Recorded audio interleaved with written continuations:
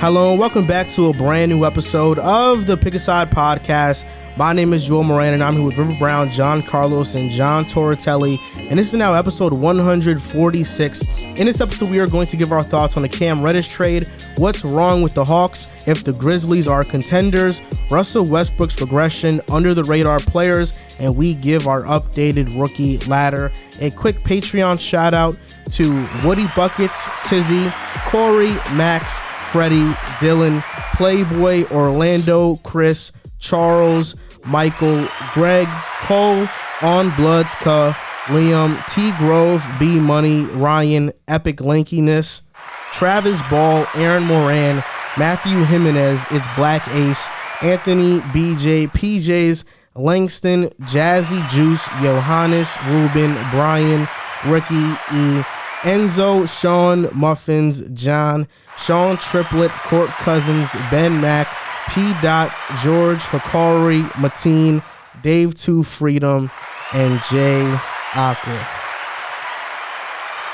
Good old Jay Aqua. I was about to say it, but I'm not. One you know. blood. Yeah, you're not. Yeah, sure. I actually think because last episode there was somebody whose Patreon name was Rivs Mad Ugly, and it recently changed, and I think the person who changed it was Tizzy. He's in the Discord. Have you seen his name pop up? I did see Tizzy. Yeah, I think he's the one that put that about you. What do you have to say? Another man judging another man. I have nothing to say about that, man. You might get suspended on the podcast. You say son back like you did on Twitter.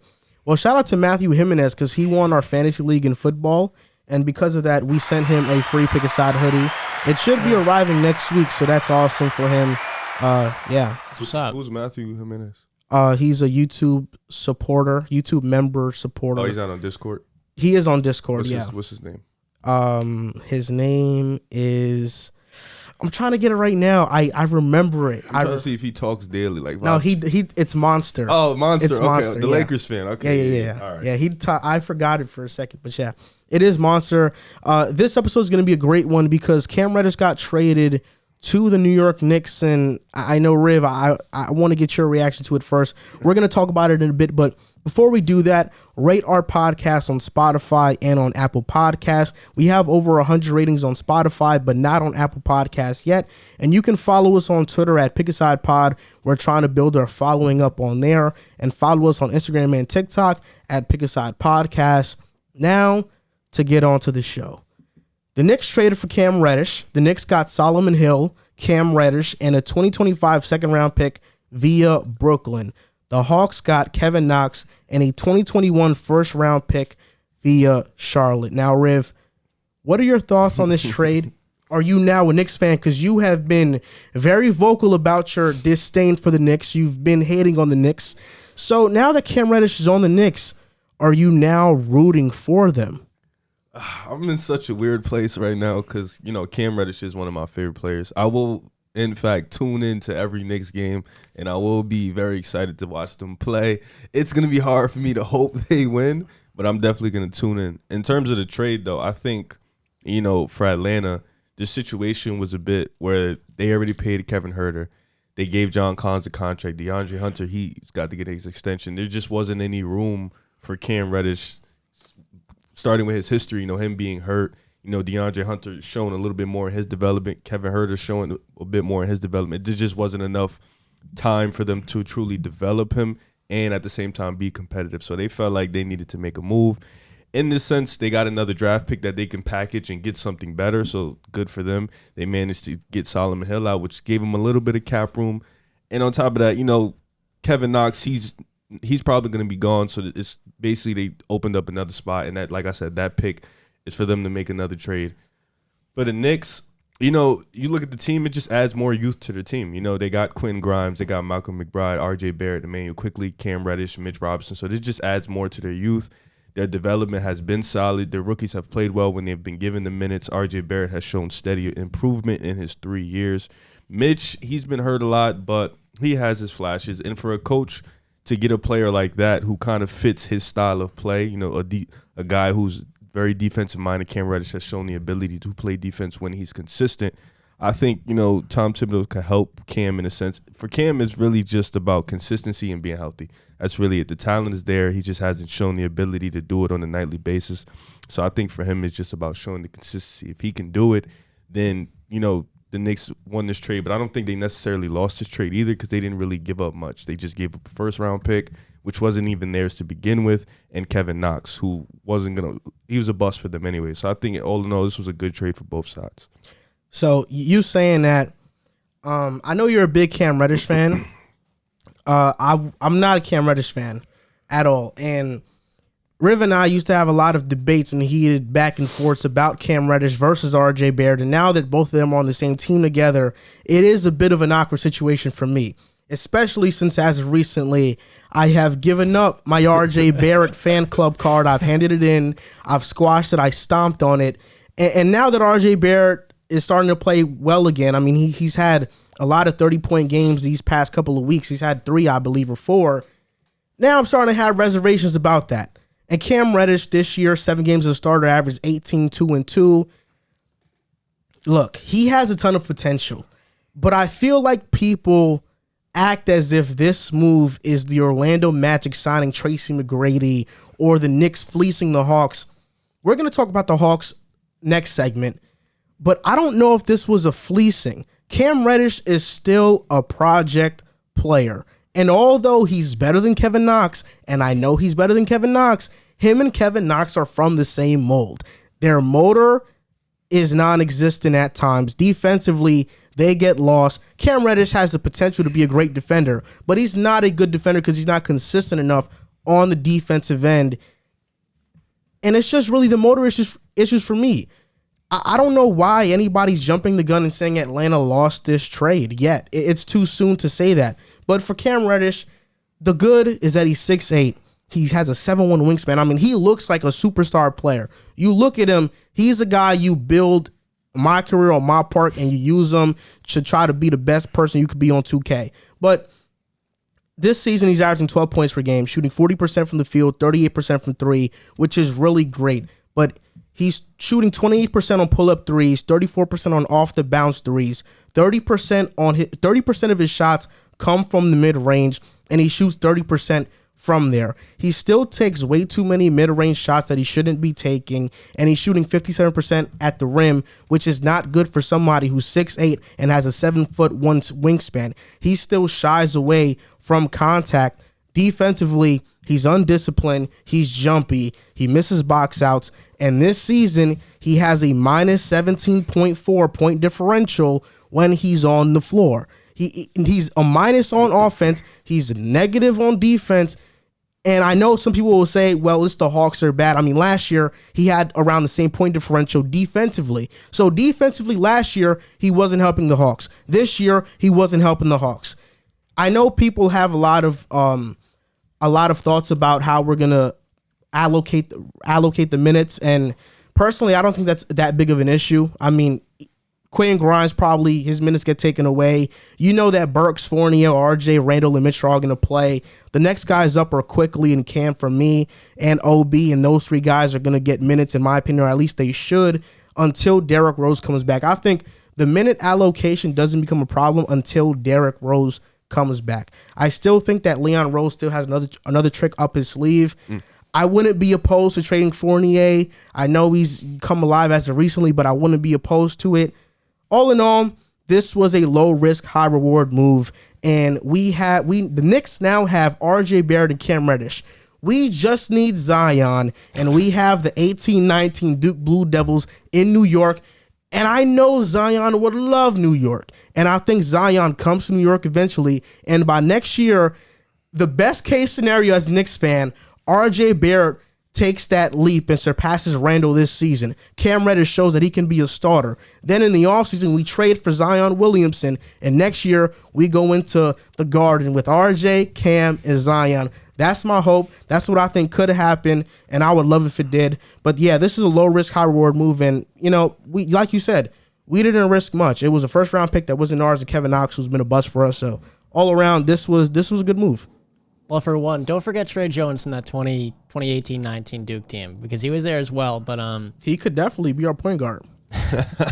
His brother Ty has been killing in Memphis, but we'll talk about that later. If it's for Zion, yeah, you get Trey Jones too. Ty's looking good right now.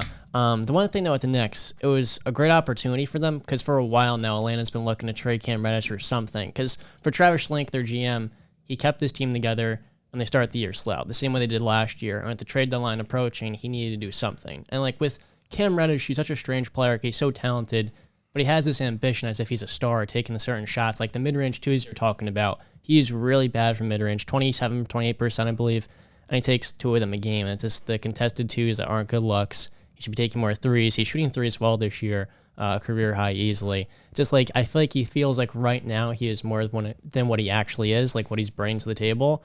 And it's like he's kind of got to get a little bit of humble pie. So with Tibbs, I think he can discipline him more. Cause I feel like he needs that. He's raw, not only like in terms of the way he approaches the game, but mentally. I feel like he can mature as a player as well. And I feel like with Tibbs, he could do a pretty good job with that. And also just a new opportunity for him in a different place, playing with RJ. That's really exciting at minimum. But at the same time, if those two grow and develop together, you have 2 6'8" wings. They're athletic, have good length, have a lot of potential offensively. More so with Cam, he has so much potential as a scorer. And even as a playmaker, though he's been averaging more turnovers than assists lately. But yeah, I'm pretty excited for the next man. I'm hyped. I pretty much agree with everybody at this table. Cam Reddish is a solid player. I mean, to what you guys alluded to, he's shooting 38% from 3. So he's shown improvement in that area. He's shown that he can improve.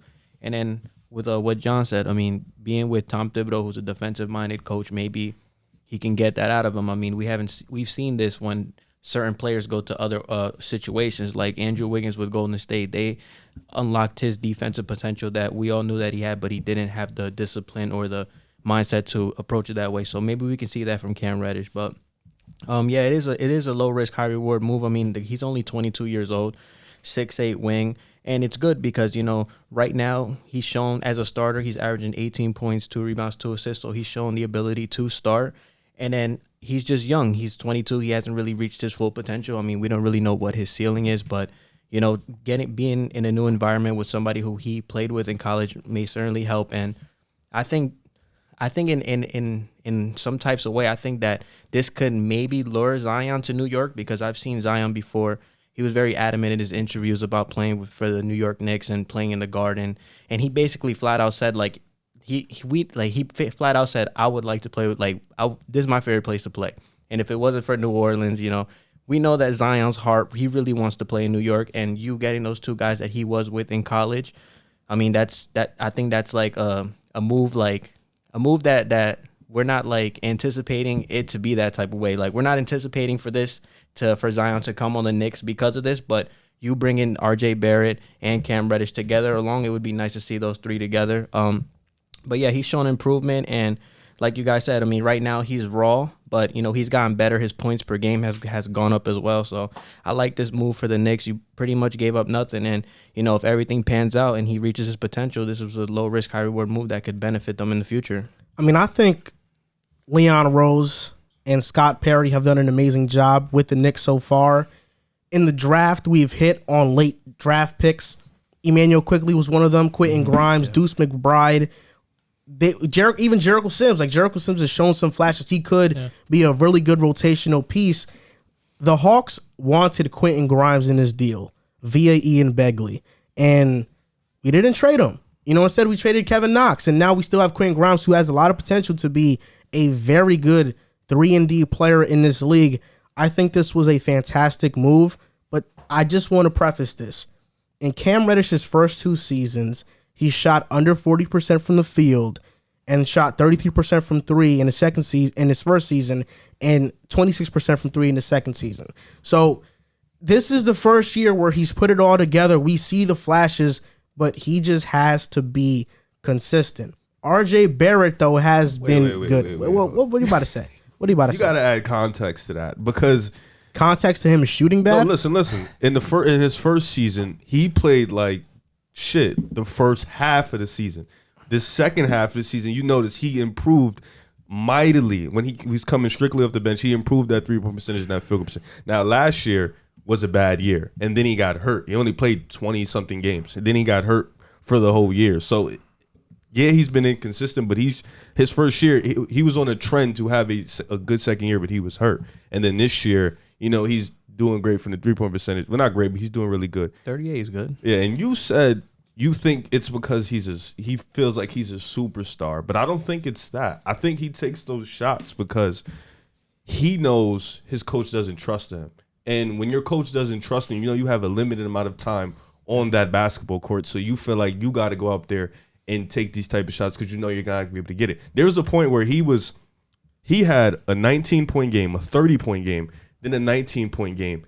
TLC got healthy, and he sat him on the bench and started TLC over Cam Reddish. It's stuff like that where it's like who TLC is. He's yeah, horrible. so it's stuff like that. It's like I just think Nate McMillan never fully he fully trusted him.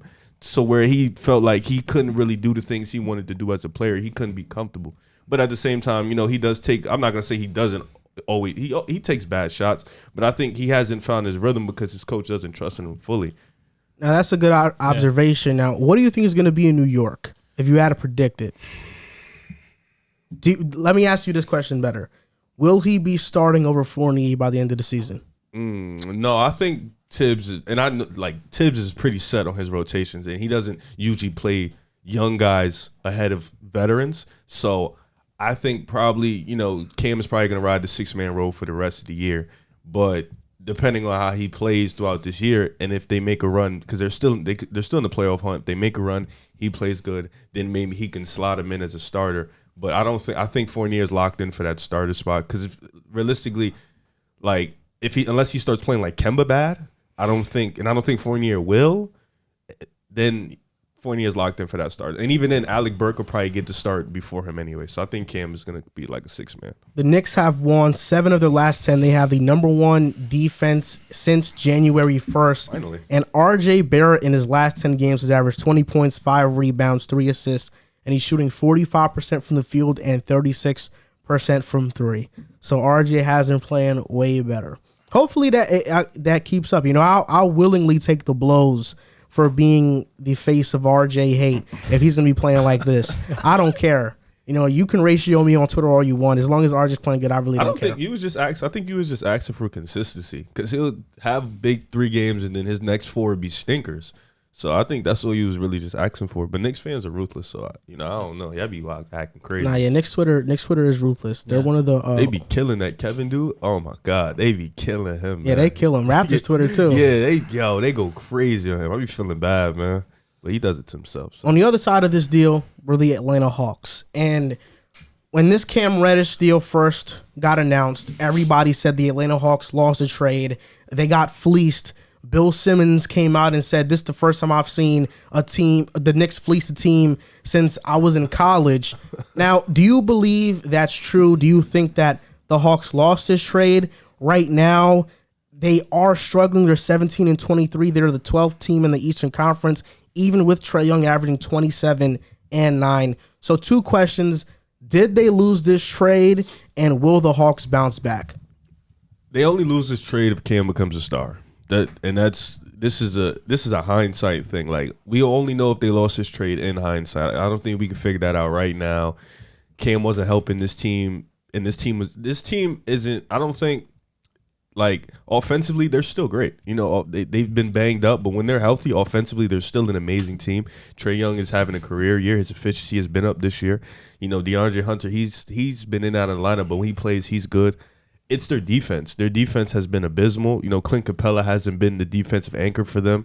Their guys on the wings haven't been good on defense. And then, of course, we know what Trae Young is going to do defensively. So that's going to be what it is. So it's tough when the team who isn't good on defense and on offense, all their guys don't play. It's tough for them to consistently get a run going. Now, last year, they were bad, and then they went on a tear, and then end up making a run in the playoffs. But this year, I just feel like it's different because they weren't. I just feel like they are so banged up, and guys are just missing. And even then, last year, you saw the defense make an effort. Defensively, they made a push. I just don't know if this year is going to be that year where they can definitely do that. They definitely have the talent, but I wouldn't say they, like, alluding to your first, I wouldn't say they got fleeced until we see what Cam Reddish is. I think they made a good move. hopefully to go out and get another player that can help them. Maybe a Ben Simmons, like you said, maybe a Jeremy Grant or something like that. Somebody who could just help them defensively, a guy who understands his role and then maybe help them defense. Because I don't think guys like Kevin Huerter, Bogle, I don't think those guys are defensive players, so they're not going to get it done on the defensive end. It's tough because from the moment the Luka Doncic trade happened, Cam Reddish was that add-on to them getting Trae Young. So we're all expecting Cam to, be like that cream on top of how good Trae Young is, the add-on to make it feel like it was an even trade. So I feel like our expectations are even higher for Cam. And then in Atlanta, he was just not good for them generally. This year, as you alluded to earlier, I think one of us, 17 points worse per 100 possessions. Defensively, he has the tools to be a very good perimeter defender. He showed it last year when he comes into the Eastern Conference Finals, against the Bucks, plays good defense on Chris Middleton. Now, he was still getting his buckets, but he was playing good defense on Middleton, generally speaking. But for the Hawks, they were trying to, as you talked about as well, they were trying to get Quentin Grimes around the draft, and they couldn't because Cam Reddish's value is so low. He's shown the flashes, but overall, he's been a complete negative for the Hawks. One of their worst rotation players this year, last year as well. They went 31-15 when he was not in the lineup. When he was actually playing, they're 10-16. So along with them swapping head coaches, Bogdanovich getting back healthy after missing some time last year of a lower body injury, Cam Reddish gets hurt and they take off. And it's like this year they're trying to find clarity with DeAndre Hunter just coming back into the lineup. They're trying to find some continuity as well. Cam Reddish hasn't been helping them. So from my perspective at least, they're getting good value out of Cam because his value to most teams in the league was not a first-round pick. They've been trying to trade him for a first for a while now. The Knicks finally gave him one. Now that pick's heavily lottery protected, so 4 years from now, if the Hornets just don't make the playoffs and so on, it could convey into 2 seconds and it's worth nothing. But for the Hawks, I think it's really them trying to get as much value as they could for Cam because he wasn't going to develop there specifically. And there's a lot of guys with him and Johncarlos who wanted bigger roles. They weren't going to get them there. So for them, I feel like it's them getting assets to leverage that into a bigger trade down the line to pair along a good player that's more established along with Trae. I pretty much agree. You can't say this was a fleece, obviously, until we see what Cam Reddish does with the Knicks. He's 22 years old, so he may have time to develop. Maybe a new environment will help him out. But other than that, I kind of agree with what River said. He was the odd man out. You have a bunch of other players who play for that team that deserve more money than him. DeAndre Hunter, Johncarlos got paid. All these guys are better players than him, and he was basically the odd man out. But just like River said, this team's horrible defensively. They give up 112 points per game, which is bottom 5 in the league in points per game allowed. They have a terrible assist-to-turnover ratio. They turn over the ball a lot. Opponents shoot 47% from the field on them and 37% from the three on them. So this is a team that's not getting it done defensively. And, like we all alluded to, Cam Reddish, his defensive IQ really isn't there, so he really isn't going to help much out as well. He has the tools to be a good defender, 6'8" long, but obviously he didn't show it with the Atlanta Hawks. DeAndre Hunter's the safer player. We talked about this for years. He is older, but he's more of a win-now player that we can all agree to. He just has to stay on the court. But when he's on the court, we all know his value. I've seen games where he's guarded Kevin Durant pretty well and made things tough on Kevin Durant, so he's only going to help them. But, hopefully this move in the long run can, like John said, set up Atlanta with a more proven player that they can pair with Trae Young, or even dating back to Joel's Ben Simmons take, maybe that's an option for them. But right now this team needs to focus on defense and paying the players that need to get paid, and Cam Reddish was just not an option for either one of them. They didn't want to pay him. And in terms of defensively, he's not that good either. So his offense doesn't make up for how bad his defense was. So I think in the long run we'll get an answer. But right now I think it's just even playing field, and we got to see what Cam Reddish does. Cam Reddish wanted a bigger role, and given the production that he's given the Atlanta Hawks, he didn't deserve one. It's as simple as that. Johncarlos right now wants a bigger role. He's averaging 17 and 8 right now and has the lowest usage percentage of his entire career. And when he was asked about the problems with the Atlanta Hawks after they blew a lead to the Miami Heat and they got totally smacked in the third quarter, he said, togetherness, communication, but really we need some damn heart. We've just got to come out there and play hard and want to win, and that's the biggest thing. So he thinks the biggest thing is effort. They paid Johncarlos in the offseason. You mentioned they paid Kevin Huerter in the offseason. DeAndre Hunter is up next, and he is more valuable to the Hawks than Cam Reddish. I don't think they got fleeced in this because, like you mentioned, teams around the NBA didn't view Cam Reddish as a positive asset. They didn't view him as an asset. but every single team in the NBA views a first-round pick as an asset. You mentioned a first-round pick, teams' eyes light up, and they're going at the bits to try and get it. But for Cam Reddish, there's only a few teams that really wanted him because he still has to develop. There's still a lot of raw potential there, and who knows if that's ever going to be realized. This was a good move for the Hawks, in my opinion, trading Cam Reddish, because he was minus 17.4 point differential. That is abysmal. It's one of the worst in the NBA, and for as much as we praise Cam Reddish's potential, the output doesn't match the praise. It just doesn't. The Atlanta Hawks needed to start new, and right now they just need to get a defensive-minded wing who can also maybe get some offense. Some players that I think they can acquire. You know, Ben Simmons is one of the guys at the top of my list, but Jeremy Grant could be a name. But if they don't want to shoot for the stars, because those players, you have to give up a couple of assets for those guys. They could get a Dylan Brooks. Now that Desmond Bane has emerged, and you got John Conchar, your guy, he's playing well rotationally. Dylan Brooks now can become a little bit expendable, and if the Atlanta Hawks give the right offer, they could get Dylan Brooks, and he'd be perfect next to Trae Young.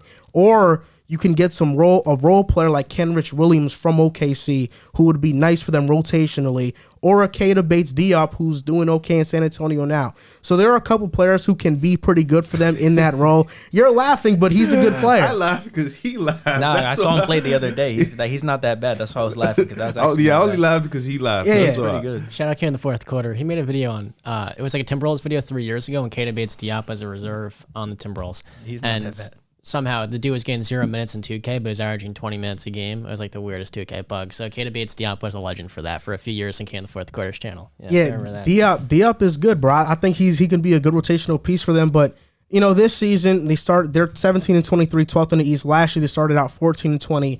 We all thought Lloyd Pierce was the problem because Nate McMillan went on this huge run. Now this year they're starting out the same way, so it's leading a lot of Hawks fans to think like, okay, what is the real dilemma here? And I think what John Collins said is right. It's just they don't play with passion. They don't play with heart. And before the season, I got so much hate for this, and I got laughed at by you, and we had back and forth on this all the time. But I told you I think their season was a fluke. Well, because when your team is so young and you come off that much success, and next year you think you're better than you are and you don't play as hard. The same thing happened to the Boston Celtics when they went to the ECF without Kyrie and Hayward. Then when they came back, their team totally collapsed. We see it a lot. And the Hawks, I thought last season was a fluke. Somebody even mentioned me on Twitter and was like, I'm coming to you and I'm eating crow because the Hawks were a fluke last season. Very humble dude. But I don't, I don't like the Hawks too much, but being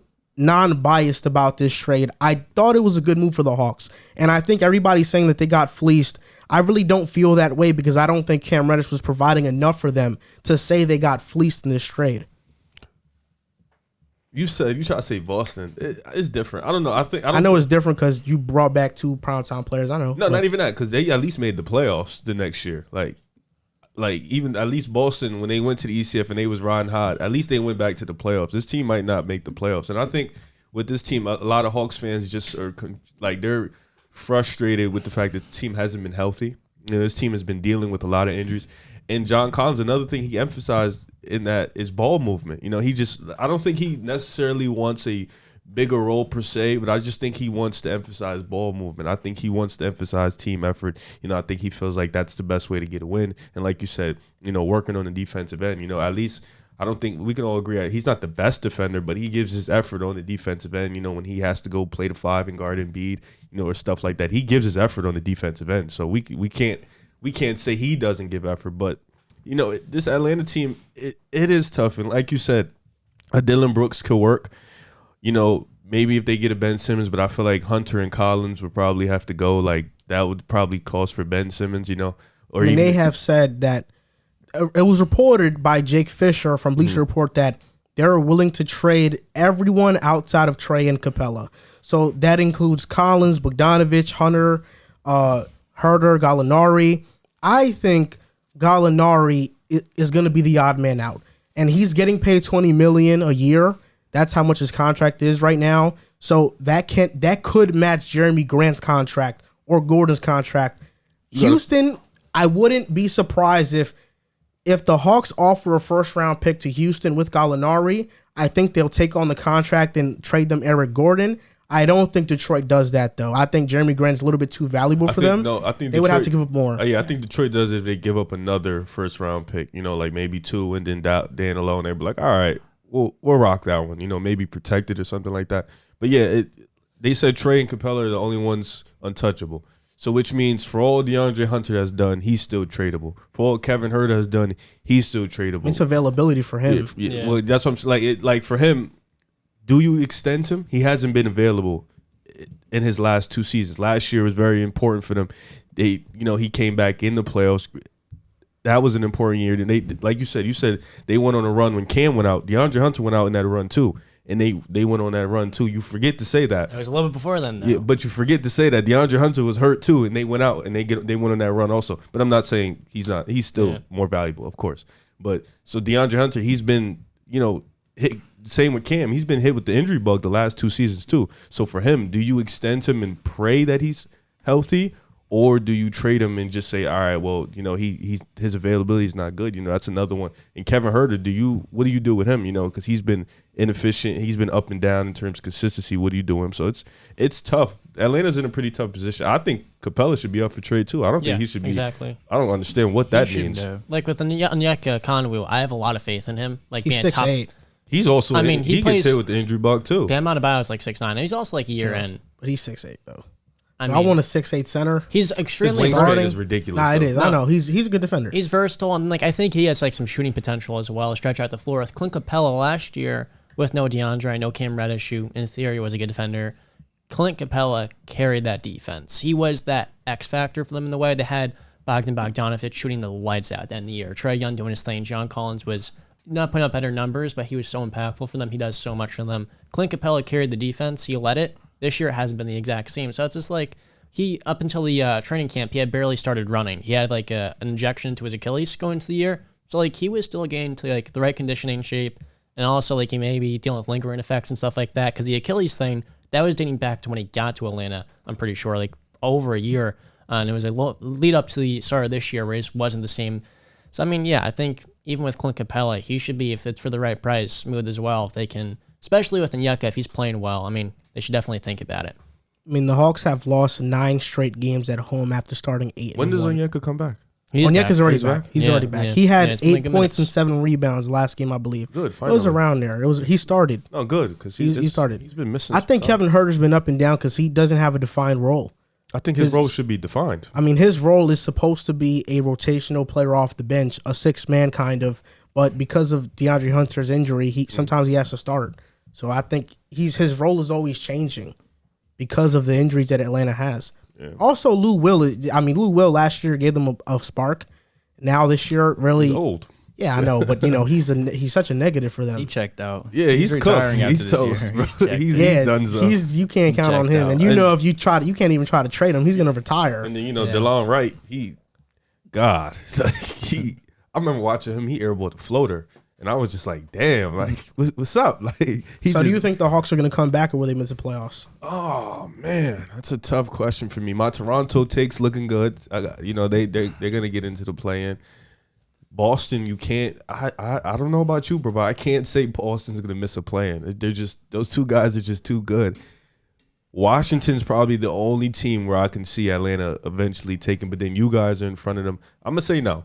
I don't think Atlanta. I think Atlanta. I think that take dies, and our bet dies, and Atlanta does not make the playoffs. But then that's good because youth, and they get a pick. So. Yeah. Add in more guys, and all right, see how that goes. I don't know if that's the best thing, though. Because, the reason Atlanta went out and got so many guys in free agency was because they couldn't wait on anybody to develop. But if they get the number 1 pick, then life becomes so much easier. You think? But that's a very far-fetched idea. It is, but it's not. The lottery these days, if they get even a top 3 pick, life becomes easy because then they don't even have to pick anybody. Then you can trade. Then you can really trade it, and then you can get somebody who's really nice. You know what I'm saying? So it's you got to think outside the box, man. You never know. They're going to need some Memphis luck to get a top 3 pick. Hey, listen, you never know, man. You got to think outside. Even the top 6, 7 pick, you can trade that. You can get somebody. Then, Ben Simmons, if he's still there, or Jeremy Grant becomes a lot easier. You know what I'm saying? Not saying I would trade Jeremy Grant for a 7th pick.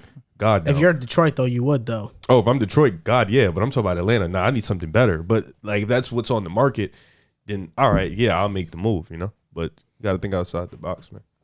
Okay, another young up-and-coming team that's had a lot of success this year are the Memphis Grizzlies. Oh, my God. They're on an 11-game win streak, franchise record. They are 30-14, third in the Western Conference, 1.5 game behind Golden State. Now, you, John, you've been very high on Memphis. You've raved about role players like John Conchar. Last night he had 17 rebounds, I believe, which was big body, amazing. Yeah, 6'5". I feel like you are the highest person at this table on Memphis. I feel like you're wearing their colors for a reason this episode. So do you think that the Grizzlies have put themselves in the conversation with contenders like the Phoenix Suns and the Golden State Warriors in the Western Conference? It depends on how you look at it. 'Cause I feel like there's 2 layers of contention. So, like, you have your favorites, and then, like, look at the Eastern Conference. You got Milwaukee and Brooklyn. That's kind of like the top echelon. The echelon below them, you have, 3 or 4 teams, like 2 or 3. With the West, I think they're in that top 4. They're deep in it. I mean, they're playing super hot basketball right now. But the thing is, this is in January. So it's like, I don't want to put too much stock into it entirely because, like, ultimately it's like if you're a young team like this, the youngest team in the NBA outside OKC, you have so many games left to be played. Like, they're on a roll right now, winning all these road games. Everyone's looked really good. They're not even like Jaren Jackson Jr. shooting 32% from 3 on the year. His sophomore year, shooting 39%. I can't imagine what the record would be right now if he was shooting close to that. Like, they're shooting right now, like, they have shooters in this team, and him, Desmond Bane. I think they still have a lot more potential this year with the shooting.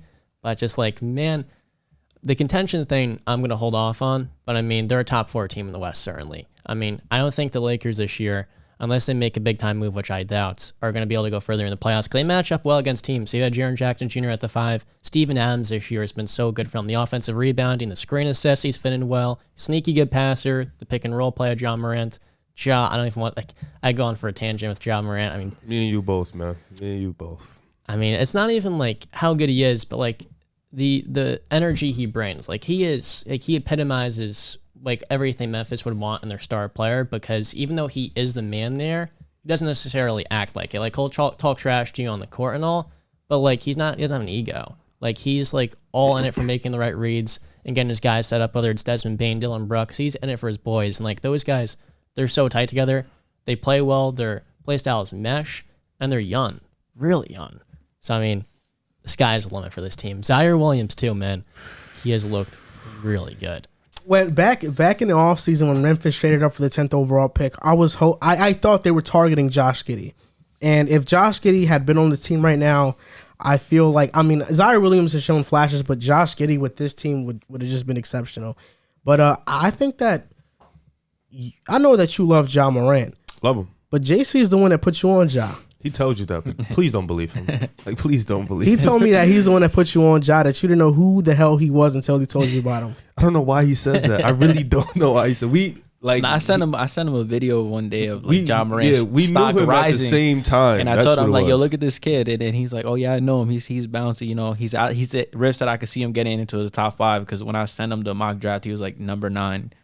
That's just the first college player JC sent me. That's why he says that. Like, that's the first guy he ever sent me. And he was like, yeah, bro, he's nice. And I was like, yeah, I've seen him before. But it's their mentality.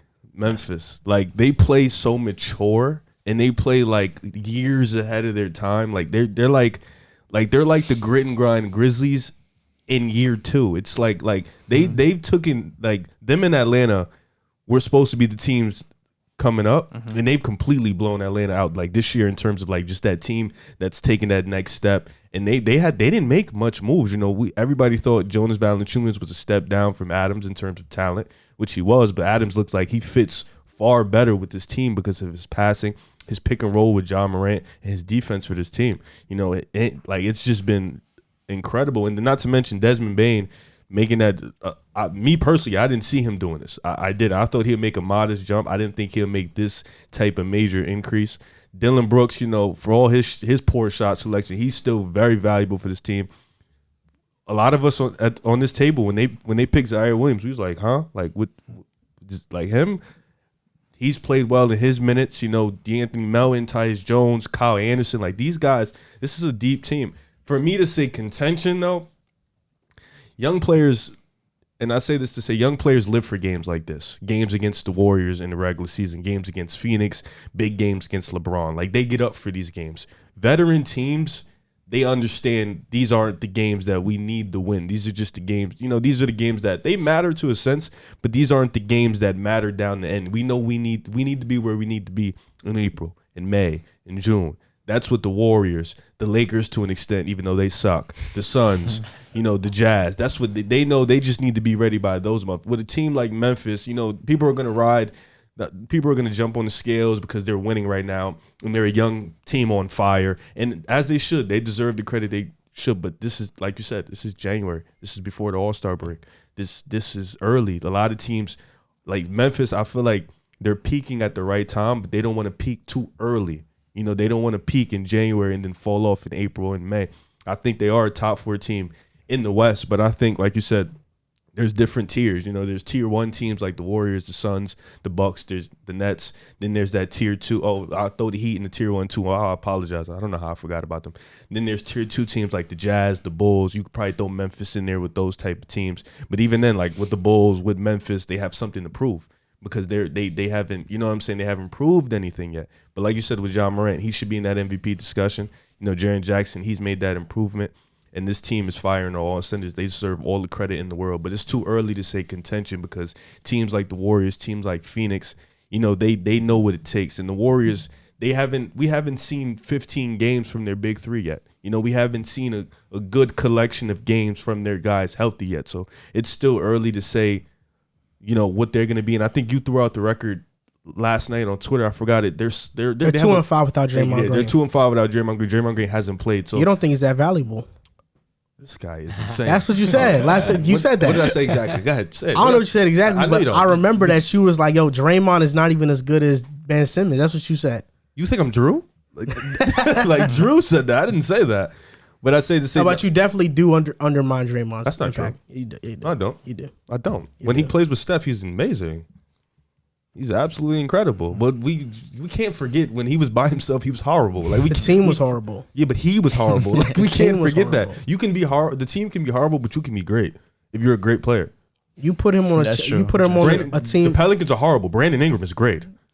Well, help the Warriors get the second overall pick, though. No, if he balls out, they don't get a top 5 pick, and that was their. You really think if he balls out, they still don't get the top 5 If he's saying 3 pick? is the way he did in 2016, he's crediting for Damian Lee in his first year and all those guys. They don't get the second overall pick. You know what I mean? But I say in all this: seriousness, Memphis, you know, they deserve all the credit in the world. But I don't want to say they're a contender yet because it's still too early for me to say that. But they're definitely on the right track to be a contender.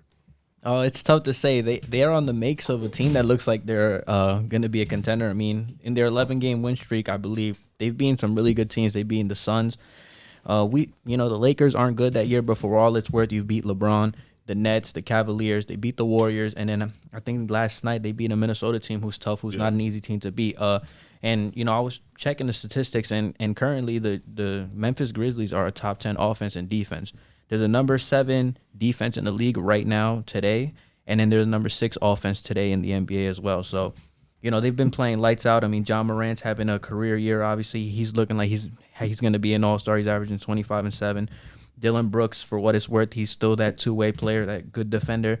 Desmond Bane is taking a step in the right direction, averaging close to 18 points per game, one of the best three-point shooters in the league. And then Jaren Jackson Jr., his versatility. Like John said, he's shooting 32% from the three. If he was hitting more like he was in his sophomore season, we'd probably be talking about him on offensively differently. But, I mean, the offensive statistics, they're averaging 112 points per game, which is number 3 in the NBA. They're number 1 in fast break points. They score 17 points per game in the fast break. And another thing that I feel like a lot of people tend to forget when it comes to contenders, the Grizzlies have the number 3 scoring bench in the NBA, right behind the Utah Jazz, who we can all agree are contenders in their own regard. And then obviously Charlotte's number 2, but they're also a really good team on the rise as well. So Memphis being number 3 in bench scoring as well. And then defensively, they're number 1 in blocks, number 1 in steals, number 1 in defensive rebounds. And then since Thanksgiving, I stumbled upon these statistics. They're number 1 in defensive rating, win percentage, and net rating. So they've been playing lights out since Thanksgiving. And then they're number 1 in steals, rebounds, blocks, those defensive categories. So this is a team that's top 10 in both offense and defense and has the third highest scoring bench in the NBA, led by somebody who I consider John Moran to be a superstar right now. I don't know if you guys are on that, but I think he's a bona fide superstar. So I'm going to hold off because it's January, but all the stats that I've read and that I've seen that have been given to me, this points to a team that looks like they're on their way to being a contender. I don't know if in the playoff series if they can beat the Warriors or the Suns or even the Jazz, but I think that if any one of those teams play Memphis, I think that series, any one of those series can go to 6 to 7 games, depending on how well John Moran plays. In his first playoff run, he was playing magnificently against the Utah Jazz. So, I mean, the numbers say they're on route to be a contending team, but I'm going to wait off on it, though. But I've been very impressed with what I've seen from this team. I was hoping that one of you guys were going to give me an emphatic, they are contenders. Not that I'm going to do it, but I was hoping that one of you would. Before the season, I wasn't high on Memphis. I knew they'd be in the playoff picture for sure. I thought what we're seeing now from Memphis on a smaller degree would have been what Minnesota would be doing right now. And I still think they have the potential to make a run and get into the 5th seed because that's where I predict them to be. The Grizzlies are very intriguing. Jaren Jackson Jr., I think, is their most intriguing player. I know John Moran is their superstar, but I've said it on the show numerous times. The Grizzlies are a Jaren Jackson Jr. breakout away from being true contenders in the Western Conference. It's as simple as that. He has 90 blocks this season, the most in the Western Conference, second in the NBA, behind Miles Turner, who has over 110, which is absurd. That's how great defensively he is. Since Thanksgiving, they are the first team in net rating, first in defensive rating, first in win percentage, and despite them being 24th in three-pointers made a game and 19th in percentage, they're the best rebounding team in basketball, first in steals and first in blocks. And when we talk about depth, I think they have the best depth in the NBA. You know, you look at guys like Desmond Bane, Steven Adams, Kyle Anderson, Conchar, Dylan Brooks, Williams, Tyus Jones, Brandon Clark, Aldama, Melton, Tillman. I mean, all these guys can be rotational players, key rotational players on different teams. And last year, you're smiling, you're super giddy right now. I mean, Steven Adams, I didn't touch on it before, he's averaging 4 offensive rebounds a game. So they're first in the league in offensive rebounding, and that helps with them not shooting well. But yeah, I mean, Brandon Clark as well has looked good. Like, a lot of people are super high on him going into the 2019 draft. Good rookie year, not a good sophomore year. Slow start to the year this year, but now he's starting to pick it up. He just adds a new dynamic off their bench. And then touched on Desmond Bane this year. His not only his shooting as like one of like the 6 or 7 best shooters in the league this year, but his ability to be a secondary or tertiary creator alongside Ja and or Dylan Brooks, who's missed so much time. I'm all in on him. Yeah, I'm sorry. It's just as I was naming these players, I saw your smile get increasingly growing each time. Tyus Jones as well, dude. He can run a second unit as good as anybody. So, like, when Ja was out, they didn't skip a beat. People are saying, oh, trade Ja. And so, like, some of it was memey, I would assume. But, like, well, it was dumb. I mean, obviously. But Tyus Jones in that time, he was scoring well. He has assist-to-turnover ratio strong. He's a good decision maker, good enough perimeter defender, can hit his shots. Was, again, scoring pretty well as a backup guard. He's a jack of all trades for them. He is on an expiring contract. I don't know what they're going to do with that. But I feel like one of these guys is going to be gone within the next year. They're going to have to make sort of similar to Atlanta some decisions because with their front office, they have a good problem. They've made so many good decisions in trades and draft picks. Kyle Anderson's on an expiring deal too. I think Kyle Anderson, maybe even DeAnthony Melton, my guy, they may be taken out of the picture. That was on a contract though. I mean, I know, but like long term, like some of these guys, sooner rather than later, they have to make decisions on them because they're going to have to pay Jaren, or they already paid Jaren. But, you know, after that, Desmond Bane, all these other guys, they're going to have to pay unless they package them in the trade. And please don't trade Desmond Bane, Zach Kleiman. I plead. He's so good next to John Morant. Jaren Jackson Jr. has 3 straight 20.5 block games. That's the first time it's been done since Anthony Davis in 2014, and first time a player has ever done it in Memphis Grizzlies franchise history.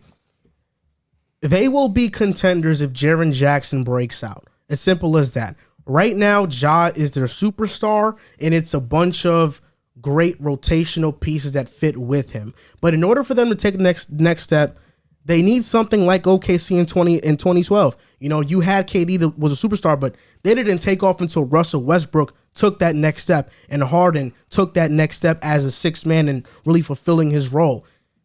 Same thing with Golden State. Golden State didn't take off until Steph became that star, Draymond filled that void, and Klay became that second option. Memphis needs Jaren Jackson Jr. to break out. I think Desmond Bane, look, as much as I love Desmond Bane, I think he's kind of reached what he's going to be. Yeah. I think, he's an older player. I think what he is right now is very great, but Jaren Jackson is the one that you look at on Memphis and you say, he can really be a top 20 player in the NBA if he wants to. And if he becomes that, then yeah, they're definitely contenders. I tweeted this out the other day. I tweeted out that if you were young enough to not watch Derrick Rose in his prime, you're witnessing it right now with Ja Morant. And the craziest thing about that is that even Derrick Rose had a gear above what Ja has athletically, which is crazy to say. But look at these numbers. Ja Morant this year is averaging 25, 7, and 6, shooting 49% from the field and 38% from three. Derrick Rose's MVP year averaged 25, 8, and 4, and shot 45% from the field and 33% from three. They're the same player. They're literally the same player. It's crazy. Like you said, D Rose had it was just like a different gear, like a different type of hang time, quick. different type of quick when you watched him play. Like Ja's the closest to that, but like with him, it was just like, he was just so different. Like Ja definitely jumps higher though. Yeah, Ja jumps that's the only thing he has athletically on Rose. Because with Rose, it wasn't crazy. Rose bounce was elite, but it was Rose had elite bounce. It was the hang time and the way he was able to alter his body that was just ridiculous. You know what I think it is with Ja. I don't know if this is gonna sound right. It might sound a little bit weird, but I think Ja's athleticism is more finesse, where Derrick Rose's was more power. Like when he jumped, you felt wow. Like it was like his drives to the basket, his changes and motions in the air were just powerful. D Rose had both. He did have both, but I felt like his. It's just when he dunked, you felt like the whole. He was stronger. You felt like the rim was about to break. Like it was just powerful. D Rose was a lot because you see Ja's a little thin. D Rose was a lot stronger than Ja Morant. So him and Westbrook just was angry every time they dunked the ball. But yeah, I mean, Memphis is it they I think they could beat Utah. They can make Phoenix and the Warriors. I could see 6 games. I could. Phoenix, I think they lose in 5. I'm not gonna. I think they lose in 5 to Phoenix. I think it's a really good 5 games, like a really entertainable 5 games. I mean, that's what it was against Utah. The first game, Donovan Mitchell didn't play though. That's why. And then he came back and it was just like, whoa. Yeah. There it is. They're much better this year. And that's the same. It's the same team they have basically. They're just a year older. I want to point one thing out though with the Derrick Rose Outside of thing. Adams too. When D Rose broke out, won MVP, those guys are matured and veterans. All of them, 25 or up. With Memphis, it's not the same. They're all 22, 23, 24, 21. They're younger. They all grew together though. What do you mean? Which team? Joakim, D Rose, Luol Deng. They grew together. Yeah, it's fair. I mean, but like this is so soon. Yeah, they're young. You want to know why I'm gonna push back on that? Because although they might have been more mature, I don't think right now Ja's playing with so much more spacing. Derrick Rose, he didn't have spacing. He missed a lot of his team the whole year. I don't know about that. I don't even think it was mature because D Rose's rookie year, they took that Boston Celtics team that you said was one of the greatest teams in the 21st century. They took them to 7 games. That was the most overtimes in NBA history, that series alone. And then the next year they went and they played LeBron. We don't got to get into that, but they went and they played LeBron in Cleveland. So I think their maturity started as soon as D Rose. Like D Rose was mature when he walked in. Because he already, when he was in college, he played under John Calipari. Then in high school, he played for. So he's already had that maturity the way he was raised and stuff like that. Same with Ja. Ja credits the mid majors. It's something about the Stephs, the Dames, the John Morants, where they just come in and they just have this maturity level to them. And this. I'm going to ride with like you said, with John Morant, he rides for his guys, Dylan Brooks and all them. Like, they just have this, I'm going to ride for my teammates no matter who it is, no matter what they do, this type of mentality where it's just like, I don't need to feel like I'm the best. Like, I have this chip on my shoulder where I don't need to prove to you that I'm the best. I know I'm the best, but I'm going to go out there and perform like I'm the best. But I don't need to talk about it. it's like that type of environment. That just comes with that mid-major mindset, him coming out of Murray State and stuff like that. All those guys. He was underranked. So was Desmond Bane. So was Dillon Brooks. Dillon Brooks was in the 40s when he was selected. Yep. Desmond Bane was the last pick in the first round. And I think every single front office from like 11 to 29 saying themselves. Dylan Brooks or Desmond Bane? Did I say Dillon Brooks again? You said Desmond Desmond. Bane. You said Dylan Brooks. I said Dillon Brooks twice. Yeah, you Did said I Dylan actually? Brooks was picked in the Talking last about pick in the Desmond first Bane. round. Oh, I meant Desmond Yeah. Bane, the Yeah, latter. yeah. I do like to repeat wanted the myself, Nets so I must have again, said it so twice. bad. Yeah, no. So many teams are kicking themselves for not taking Desmond. And, Boston got him. They did some things to clear Enes Kanter's salary, that was his name at the time. And Enes Kanter's back on the team. But, Desmond Bane's not in Boston, so they missed Are we out. sure Boston would have even made Desmond Bane who he was today? Yeah, because they got he's matured. because they in that draft they picked Neesmith, Pritchard, and Bane, Yeah. and wish Neesmith we got would've got him. minutes, so But he didn't Neesmith hasn't perform. been. That's what I'm saying. Neesmith hasn't been. Aaron Neesmith. Neesmith. No, Neesmith hasn't performed because he just hasn't been good. But Desmond Bane would have performed in those minutes. I don't know because walking out of Neesmith was the best shooter in the draft. Walking he out, was. so it's He like, had the best shooting season, but Desmond Bane had, in terms of back-to-back years, because Well, I'm he just played speaking on 3 that years. year. No, That yeah, year yeah. alone. But Neesmith the year before, because I know that 1 year in college he shot above 40% from three. He's young, but the yeah. year before he shot like 33%, where Desmond Bane consistently was a 40% shooter throughout college, and I think he played 3 or 4 I don't years. know. It's tough for a team like Boston for me to say because they're in a weird place. I don't think they're at a point where they can develop young talent at this point in time unless they're like, like a Peyton Pritchard who he was already, 4-year guy, so he had that in him. I think Desmond was the perfect for Memphis. It was the perfect situation for Desmond Bane to kind of just let him be free. In Boston, you kind of already get a role as soon as you walk in. Like you already get an established role with Desmond Bane. I think when they let him just do what he want in Memphis, like bro, we're gonna give you more keys. Boom. In year one, that's the same as in year one, Desmond Bane had a defined role off the bench as a shooter. So I feel like in Boston and Peyton Pritchard, it's a very similar story between those two guys' rookie seasons. I think in Boston it would have been great. He just comes in as a shooter his rookie year.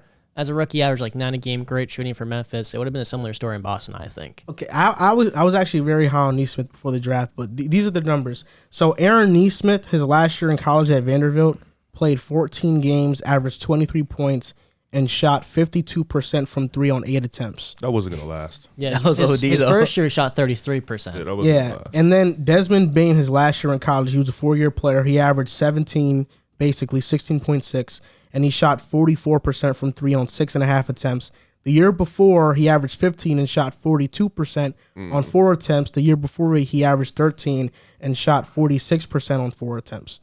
So he was a career 43% Yeah, okay. shooter in college all 4 years. So if you were banking on, I guess, the volume and the stacking of years, and Desmond Bane would have been the pick, but Boston went more with, I guess, The the streaky now. guy. Yeah.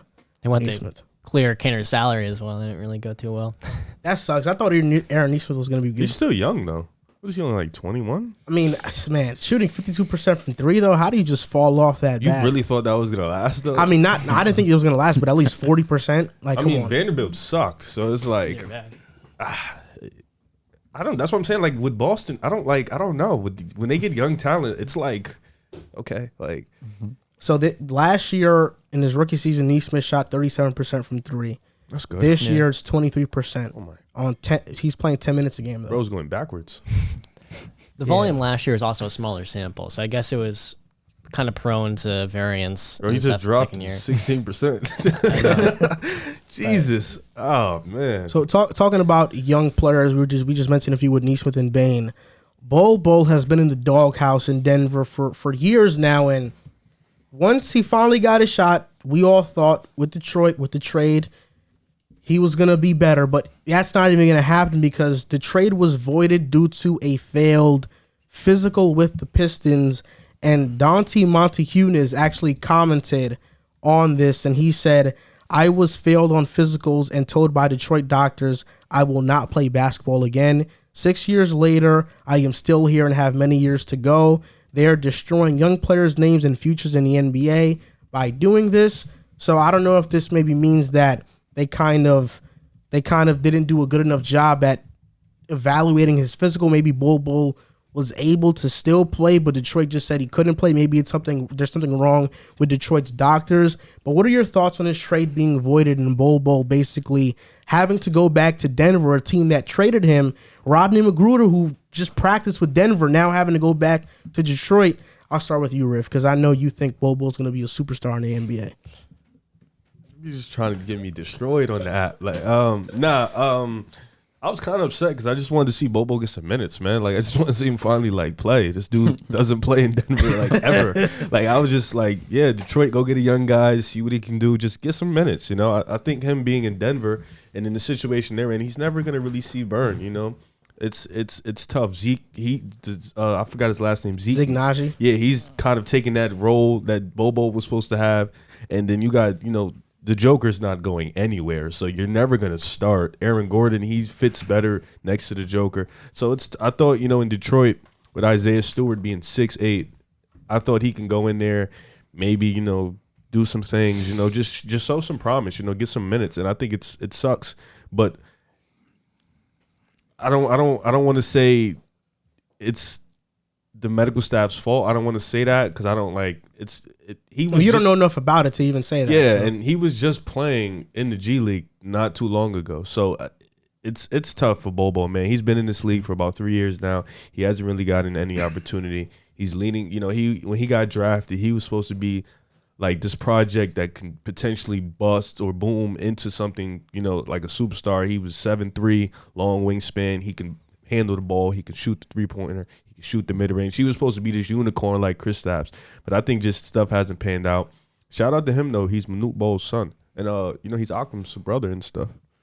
Akram, he is? Yeah. I knew that. Yeah, I knew that for a while. Yeah, that's his brother. Akram and Yeah. Wajdi. Yes. Yeah, they all have Wow. yeah, that's their brother. Bro, Akram used to tell me it's all like the time. 10 of them, bro. How are they family? I think they have the same dad, different moms. So I think No, how are they family with Bol Bol? I just said He's they have related the to same their dad. dad. Yeah. So Manute Bol. Manute Bol is Akram's dad? I think it's either same dad or same mom. No, it's his uncle. No, it's not. Uncle? It's his uncle, yeah. Pardon me, uncle. Okay. Yeah, but they're like really. Ugh. Yeah, they got pictures of him and everything. Yeah, I thought you knew that, bro. I never knew that. I didn't know that. Yeah, they're dead. What's up with Akram? He's still playing awesome. He's mad nice. Yeah, He's mad he's nice. always been good, bro. Yeah, shout out to Akram Ahmed. Search him up. He He's at plays a ball. D1. I just forgot which one. He's from Hackensack. Forgot which one it was, but he's at a D1 right now. Yeah, Akram stuff. This actually is making me think of a question before you go, John. So amongst the NBA community, we always overrate certain players that probably don't deserve it, that they don't produce, yet we still think they're good, they're great players. Who would you categorize in that realm? I would say Bol Bol is one of them. He's definitely one of them. He's a guy that we overrate that doesn't produce. A guy we talked about before, and Cam Reddish would fill that bill in, I feel like, you know, coming out of high school. That's fair. I'm just biased as hell towards him. He's my favorite. Yeah, Bol Bol, Cam Reddish.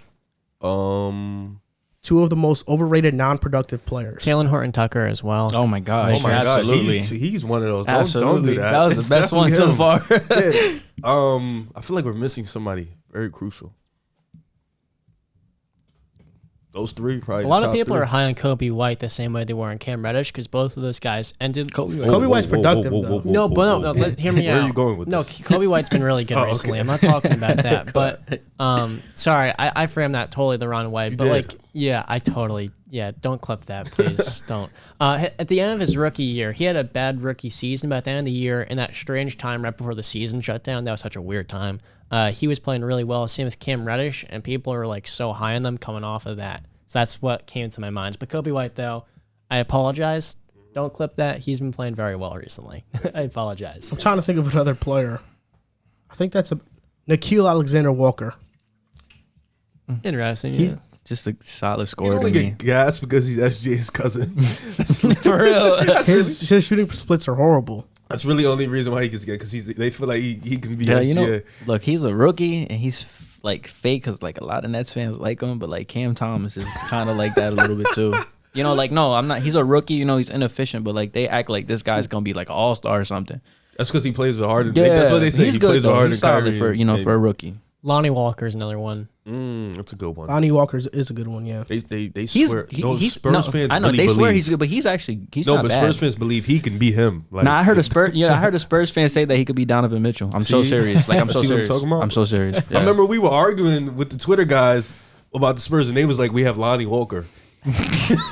And I was just like, "What? Like, who says that openly?" And like you really tweeted that. I saw a Spurs fan do like a whole breakdown, and he was like, "Look, they even had the same jump shot shooting form as he has the same jump shot shooting form as Donovan Mitchell," and he had like a whole highlight reel of it. I'm like, wow, People bro. use small sample sizes, and they just go bananas. Like, if he gets more opportunities, he can be this. And it's like, bro, that's not how that really works.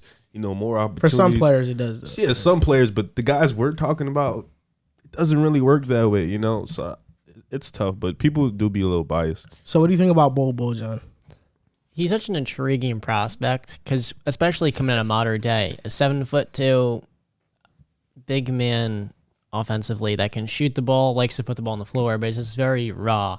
And I talked about a little bit of Cam Reddish, but it's way more extreme with Bol Bol, where I feel like he thinks larger of himself than what he's actually been in the NBA. Like, defensively, what do you do with him? 'Cause he's not big enough or physical enough to guard fives or guys inside. He also doesn't defend well enough in space. So on the defensive end, he has the length with like an 8-foot-something wingspan to contest shots, constantly getting the passing lanes, and he can contest shots from much further away, sure. But like with him overall as a prospect, I don't view him the way I did 4 years ago coming out of high school, where I was like, oh my God, he can shoot the three off like pick and pops, stuff like that, coming off pin downs maybe, even if he develops enough in his game. But I mean, he's just like a pretty simple, exciting big that's super tall, shoots very well, and is very skinny, so he can move around, take the ball up the floor. But like when he takes the ball up the floor, very often that leads to bad things. But occasionally he'll make a nice play. I like him. I'm rooting for him. But in Denver, I mean, it's so awkward when a player gets traded somewhere and then gets called back. Like with It doesn't Dante happen very DiVincenzo. often. Dante DiVincenzo, and he got traded to Sacramento for the Bogdan Wrong guy. Bogdanovic. Dante DiVincenzo to Sacramento for the Bogdan Bogdanovic thing. Remember Dante that? got traded? Yeah, in the sign Really? trade. I Remember think the so. same time they got Drew Holiday, did. Dante DiVincenzo was thrown in They there. tried to trade Dante for Bogey? Yeah. What's bad about that? Why are you trying to make that face? Dante is just so much better. Like, Oh, he's not so much better, bro. No, I say he can be so much better. Like, he's younger. I feel like this is what Dante is, a 3-and-D guard. No, I feel like he can be offensively He's not bad, though. as good as Bogey, and then defensively he's just so much better than He him. No, can't be- defensively, he he's can't- way better. Offensively, he can't be what Bogey is. You crazy. You don't Crazy. you think so? Bogey's a really Nah, good Bogey's a offensive better player. No, I'm offensive saying, player. I'm saying Skilled Dante, offensive player. Dante can definitely be that. He's 24 years old. Bogey is damn near 30. Nah, bro. Bogey's 27. You lying. I swear. Are we thinking about the same guy? Yes, bro. You're probably thinking Bogdan's about 29. Oh, yeah. Yeah, that's what I'm saying. What are you talking about? No. To be fair, he came into the league when he was 24. He came in the league 25. late as hell. That's so why. I mean, he came in very late. But I Yeah. mean, yeah, he I knew spent that. spent 5 years playing in Turkey. knew that. The thing though with the offense, I mean, are we going to talk about how good Bogdan was at end last year? Like over 20 In a the game, playoffs? shooting 50% Was that a from fluke? three. I'm gonna ask you that. I'm asking you. I'm I think asking you that he's personally. capable of that. No, was that a fluke? Answer that. Yes or no? His performance? Yes. No. Okay, that's fair. I don't know. Maybe. Okay, I am a little. I like Dante. I do really like Dante. No, Dante's Bro, a him good and player. Milwaukee would have been different. Like, Oh, yeah. spacing on that team. That would have helped OD. Yeah, I feel you. But Dante Much better. can provide that same space. And then Dante's just a way better defender. he so. locks in on that Yeah. defensive end. Like, They won a championship without him. Valid. okay, They did, though. you think they wouldn't have won it with him? You don't think they would have won it with Bogdan? I'm saying, but they would have won it with Dante. So he's. I don't know. Pat Don't do that. Oh, my. Connaughton filled in very well. But I'm saying though, if Yeah, they had Pat Dante, Connaughton's- it would have Pat been even Connaughton more. stepped up crazy. I don't know. last year. Pat Connaughton made some game You're a winning hater. plays. You're hating right now. Nah, Yeah, Pat I'm just being Connaughton's honest. really good last year in the playoffs, bro. I get what you're saying. Why are you acting like if Dante wasn't playing, they would have like anything would have changed? I don't know. Pat nothing Connaughton would was change. just Pat Connaughton. I mean, in the Brooklyn series, he was in a lot of timely threes, playing really good defense. Like, he does what we could do, what Dante does, but it's like we haven't seen Dante do it. We've seen that Pat Connaughton can step into that role and do that. No, yeah, not that we haven't seen it like in the like you said- in the I grand like scheme how of you things, said but like that. in the playoffs, like we for sure know that Pat Connaughton can bring that. I think this year Pat Connaughton's better than him as well. He's getting more minutes than him. He They just came will always back. give more minutes than. I mean, He's look, better than him. just to be back on the topic about Bol Bol, it's unfortunate. Detroit was the best possible situation for him because they're not a good team, which means that he would have would've got gotten a burned. lot of minutes. Am I high on Bol Bol? I'm not. I don't think that he's going to go to some team and magically become a superstar or a star player. I don't think so. Do I think he's even better than Kelly Olynyk? I don't. No. So because of that, it's unfortunate, but I wasn't really high on Bol Bol to begin with. I was very high on him. I'm pretty much in the same boat as you guys. Detroit stinks. He definitely would have got some burn. Oh, absolutely. Damn. Absolutely. He would have played over 25 minutes, bro. At the end of the year, those last games are Troy Weaver's like, all right, pack it in, boys. We're getting a top 3 pick. They're packed. No, like the last 5 games where it's like you're trying to fight for the number 1 spot, and then they literally take everyone out. Bol Bol's been like 30 minutes. That would have been a lot of fun to watch. Because every team does that at the end of the year. I mean, Bol Bol's from Jersey too, right? If I'm not mistaken. No. I don't know. I think he's from New York. Not. He's not from Jersey. New York. He went to same environment. Shout out Or to he's Bol from Bol. Seattle. Really? Yeah, he's from the West Coast. Ew. He might be. I'm not sure. Seattle? Seattle people ain't gonna like that one. They don't even watch us, bro. They need an NBA team. I'll say that. Super Sonics. Send the bro. Pelicans there. Oh, God, They have no fans. God no. God Nah, no. he's from Kansas, bro. Yeah. You wouldn't? He's from Bring Kansas. Seattle Supersonics back. Really? Kansas? Yeah. He's from Kansas. Wait, who are we Yeah, talking it says Bol Bol. it says Bol was born in Khartoum, Sudan, but began living in Olathe, Kansas. Where'd he go to high school? Kansas? He went to Finland. Kansas at Mater Dei High School. Wow, that's He also went to Finlay Prep as well. Wow, I yeah. didn't think he was from Kansas. That's crazy. Okay. Mater Dei Prep. Okay. What's the name went there? Stanley Johnson. I think he went there. He Yeah. was like one of the greatest high school players ever. Like, Spencer Freeman. he was a played grown with- man there. Yeah, Spencer Freeman. Dude, Yeah. he had a nice bag. Alonzo Trier. Yeah, he went had to a very Finley good Prep. bag. Yeah, he's from. That's another hype guy. He was. Oh Nah, yeah, bro. man. He was- Antonio Alonzo Trier. Blakeney. Him too. Antonio all the Blakeney. Isaiah buckets. Whitehead. Oh my God. Isaiah Briscoe. I was about to say Isaiah, Isaiah dude. I was Briscoe. literally. Isaiah Briscoe. That's exactly in my mind when Isaiah the, like, Briscoe. all I think the Antonio highlights. Blakeney's Local the hype. biggest one, though. I thought Antonio Blakeney was going to be nice, bro. Local hype. At least a good rotational player. all the Hoops mixtape guys. Oh yeah, definitely. I was. Yeah, bro. All of them really didn't pan out. Corey Sanders. Yo, Bro, Dwayne Dwayne Bacon. Bacon was a god, Yeah, bro. I know, bro. He- Isaiah Whitehead got fat. I saw him the other day hooping at the park, like on YouTube over the summer. Bro got fat, bro. Deion Waiters too. You thought Dean White was going to be a star? I was like 8 when he was drafted, Oh. and I led the personality. It's like a kind of like. This guy loves everything. Like, so loves the person. No, you didn't. No way. Deion Waiters and Tristan Thompson and them boys. You like that? Where do you want to go with this? Oh my God. Where are you taking this? I don't know. Deion Waiters, he was cool. I thought he was like a baby J.R. Smith, and I thought that was really cool. His cockiness was insane. Oh yeah, I mean that's with a lot of them. His confidence was ridiculous. Bro said, I'm on the same level. I think he said, wait, that year, I'm on the same level as like D Wade and stuff like that. And I was just like, what the His confidence more than Christian Wood. Yeah, definitely. You think so? Christian Wood say he was better than Giannis in his face. He said that? Yeah, They play on the same team. he's I'm better than that you, bro. Yeah, Damn, yeah, they he did said play like I'm together, better I than think. you at everything, bro. Like it's literally what he said to Giannis. As he was playing for the Herd in the G League. Yeah, That's ridiculous. he said I'm better than you, bro. That's why he went undrafted too, Christian Wood. That's Yeah, ridiculous. the What he said that? Yes. Yeah, look it up. He really said that. Right. Jim Boland That said Chris attitude. Dunn can guard Giannis. I remember that game. I'm surprised Chris Dunn. That's a didn't get funny signs. thing. What are the dumbest things that people have said That right in the there basketball community? really blew or my mind. coaches, players. Um, Chris Duncan guard Giannis. That's funny as hell. I mean, I heard somebody that was a Cavs fan said that if you swapped Kevin Love with Kenneth Faried, they'd win a championship too. And I was like arguing with him like for hours. It's free. I'm like, Nah, are you serious? maybe Denver can. Oh my Oh god. my Yeah, god. No, but he, I'm not gonna say the dumbest thing, but the dumbest moment I've ever seen was when we played the Heat. Denzel Valentine came off the court and pulled that three, and the commentator was like, "Oh my god!" And then he just braked. He was like, you saw when I forget what the commentator said, but he was there. It was he So was what- just like, "Wow." when It's like, don't do Bismack- that. I don't. Was that Stacey Kane in the Bulls crew or? Nah, it was the was Heat the crew. Heat. It was probably the Heat crew. Stacey King is the best commentator, bro. He's mad funny. He's hilarious, man. He's mad. He had funny. something like when Derrick Rose dropped Andre Miller. He's like, "Oh my goodness, he took his ankles." Like I was crying. Like he just makes the highlights way better. Nah, coaches be saying some wild stuff, man. I'm trying to think of something outlandish. Remember Somebody when said. Denzel Valentine got cooked by Frank Nitti?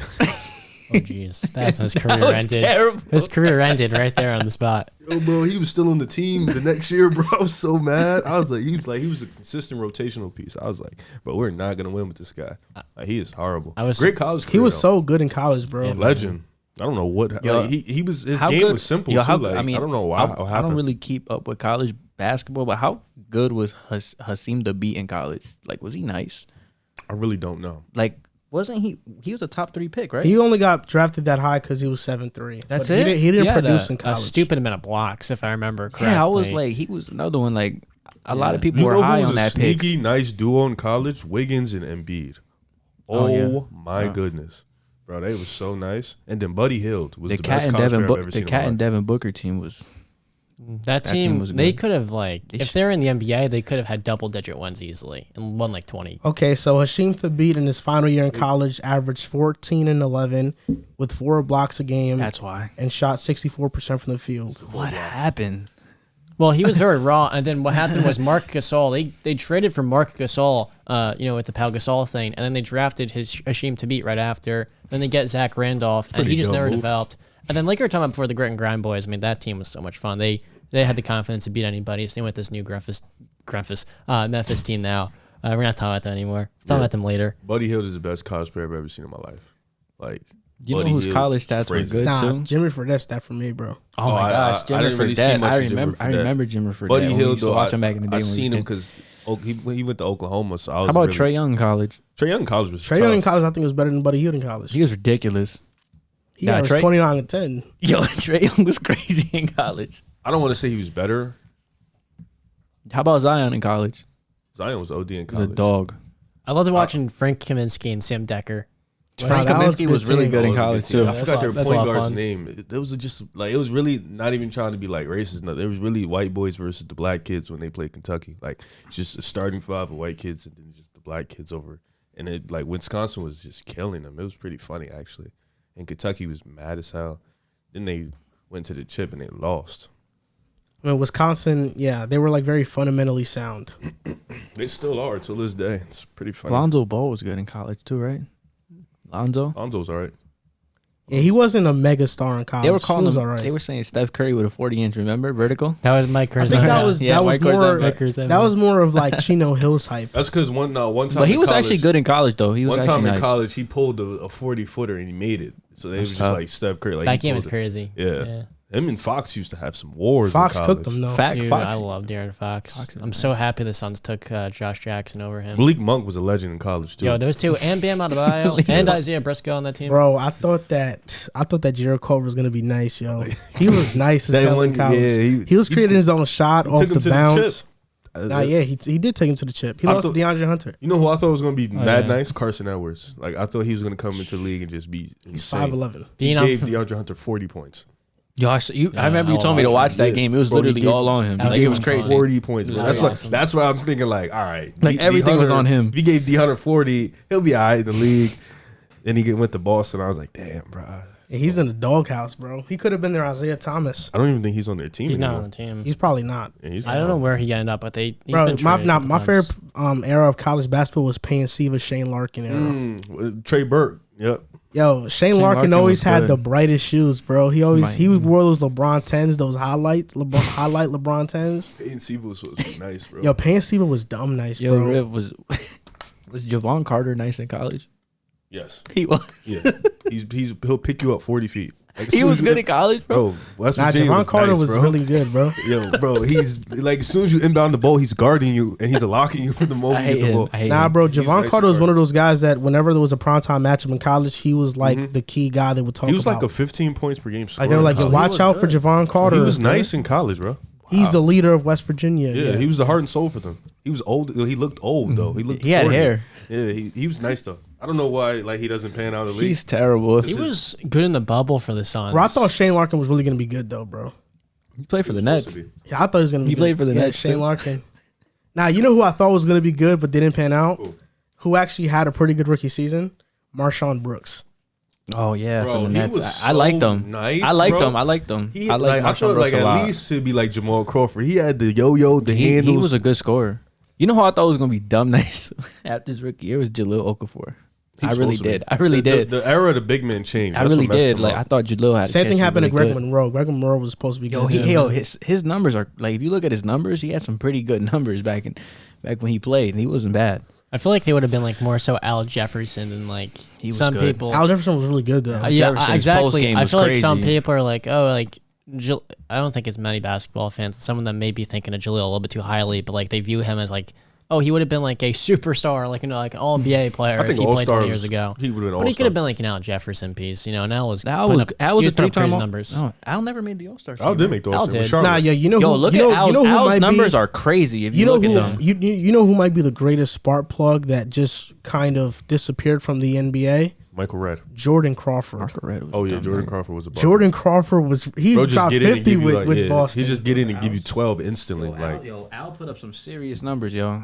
He led the Charlotte Hornets to the playoffs. He never made the All-Star. Kemba. This is going to sound very He never made strange. the All-Star He made team. the Did it? 2014 All-NBA team, Al Jefferson, but he did not make the All-Star Yeah, team I knew that it. year. I knew he didn't make Probably the was All-Star No team. sense. Very weird. He was good though. Yeah, That then makes they, no fucking sense. yeah. Then they kind of moved on from him. Kevin Love came in and was, a beast for them. I saw this picture of like all the two guards from the 2000-2010 era, and it's like ridiculous how stacked the position Yo, was. I remember I asked Joel a while ago. You remember Pekovic from the Timberwolves? Well, he was alright too. I used to use him in 2K a lot too. He Bro was, looked like he was- Nico. Bro, he was a rebounding machine. You know who Nico is? Nico Bellic. No, I don't know who's that. GTA 4. He looks just like him. I thought you were talking about the Yeah, look referee. at him. I thought you were talking about the referee at the rec. Oh no. He looks just like Nico Yeah, Bellic, bro. Riv's favorite player on the Bulls outside of Derrick Rose used to be Carlos Boozer. No. Nah, your favorite player was Ronnie Brewer. No. Oh my Luol god. Deng? No. You didn't like Luol? Nah, he was just like Luol was good. I was a neutral for him. Joakim you didn't like, right? Neutral. Remember Joakim was top 5 in the MVP race one year? Yeah, he beat y'all. He did. I was I lost to Nate Robinson. I was You sick. really lost the name, right? That's bad. Yo, he outplayed bad. Darrell Williams so bad. Joe That was Keem and so Derrick bad. Rose for like, Jimmy Butler strapped Joe that series too. What about Chris Duhon? oh Oh my God. I haven't heard that name in Yeah, a I minute. remember him. Chris Duhon. Bro, that was a funny guy. Bro was my starting point guard. Remember when you guys had Nate Robinson, Eddie Curry, Jamal Crawford? That like, was I think Ronnie David Turioff. Lee. Ronnie Yeah. Turioff. Yeah, like I had an alright team, bro. That was a pretty Now, yo, exciting you team. know who was really good for the Knicks, bro? Raymond Felton. Yeah, that one year. year. He was Raymond really Felton good. When Stoudemire really- got yeah, there, Raymond Stoudemire Felton. was nice that 1 year too. He was so great in the pick and roll, Yo, bro. who's the worst point guard you ever seen start for your team? I know mine. Aaron Brooks. Who's the worst point guard you ever seen start for your team? Jose Calderon. Who's Jeez. who's I don't worst point have guard? You have a team. team. It's Denver. My team was the Nets, and then they got good, and I was like, I'm kind of bored of this. I guess for the Suns, I mean, Mike James? No, with the Nets, No, like for the Suns, because Mike James started for the Suns for I think a good stretch. with the Suns. Oh, For the boy. Nets, in my opinion, the worst point guard was Donald Sloan. I hated watching him. Oh, play. mine I was hated watching him It play. actually wasn't Aaron Brooks. It was actually MCW. MC Carter Tom. Williams. Yeah. For the Suns, I think of like Isaiah Cannon, like those Oh my guys. God. Yo, he was nice in college too. I don't know what happened. Yo, every time I think of him, like, this is bad, but like I think about like that ankle injury that Yeah, he he had. had a That was brutal one. disgusting. I, Like I that was wish him bad. the best. Yeah, I for think real. of him like those Suns teams are painful. They yeah. I don't want to talk about that, but I'm looking at Knicks point guards since 2010. So Raymond Felton, Chauncey Billups, Pablo. Tony Douglas. Tony Douglas. I remember that one game he had like 10 threes. Jeremy Lin.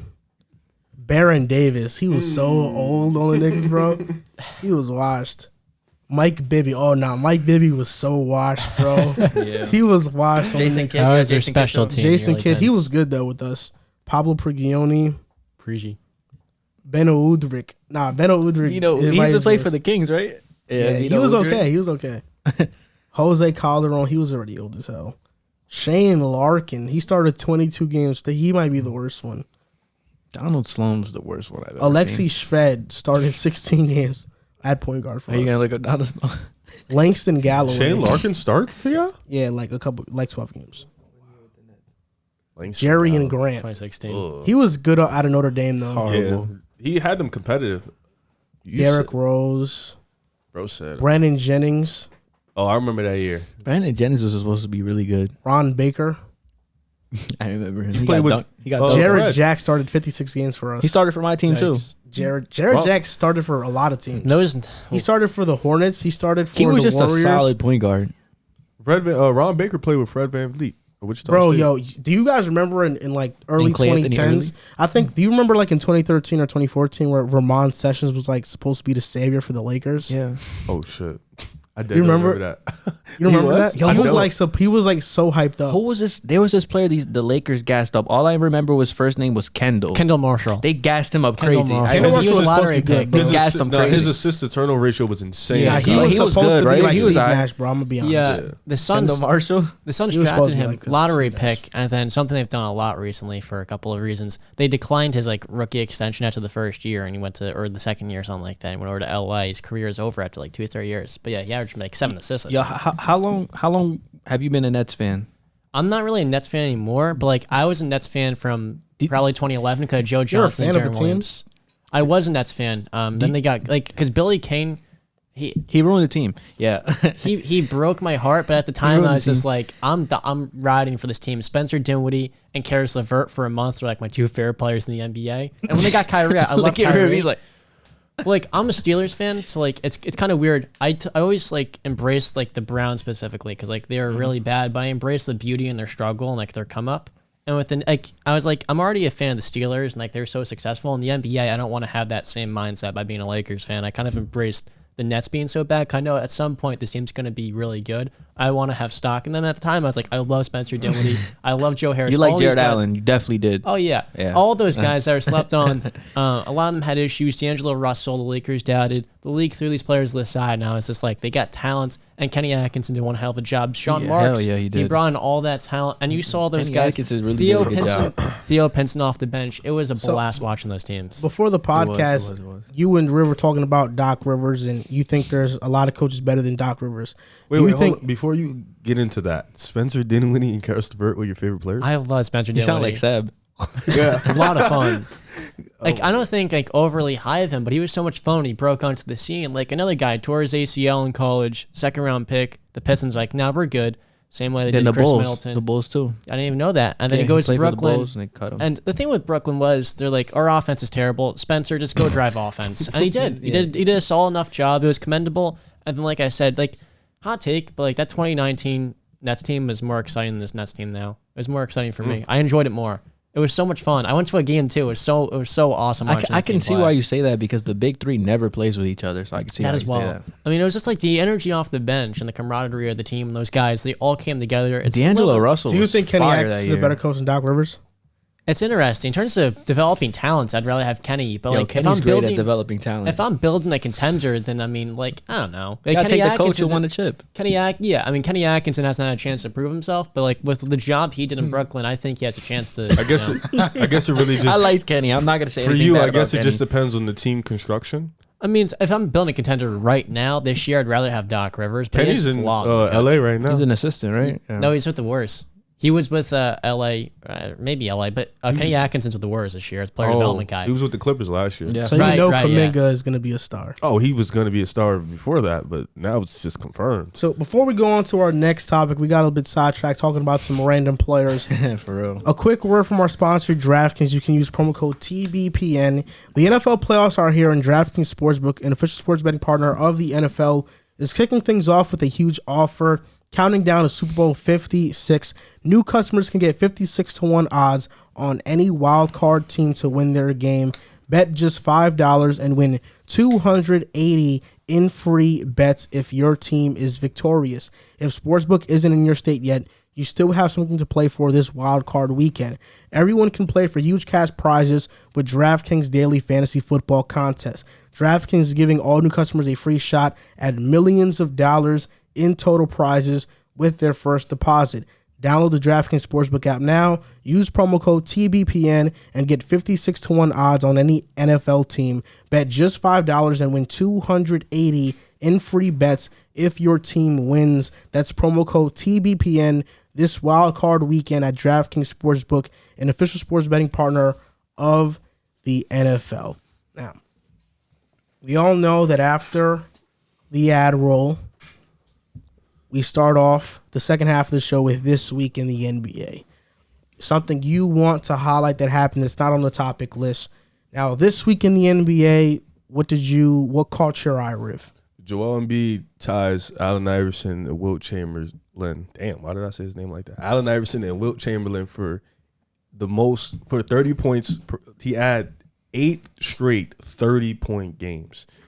So that in itself needs to be highlighted. First of all, Joel Embiid had a magnificent December.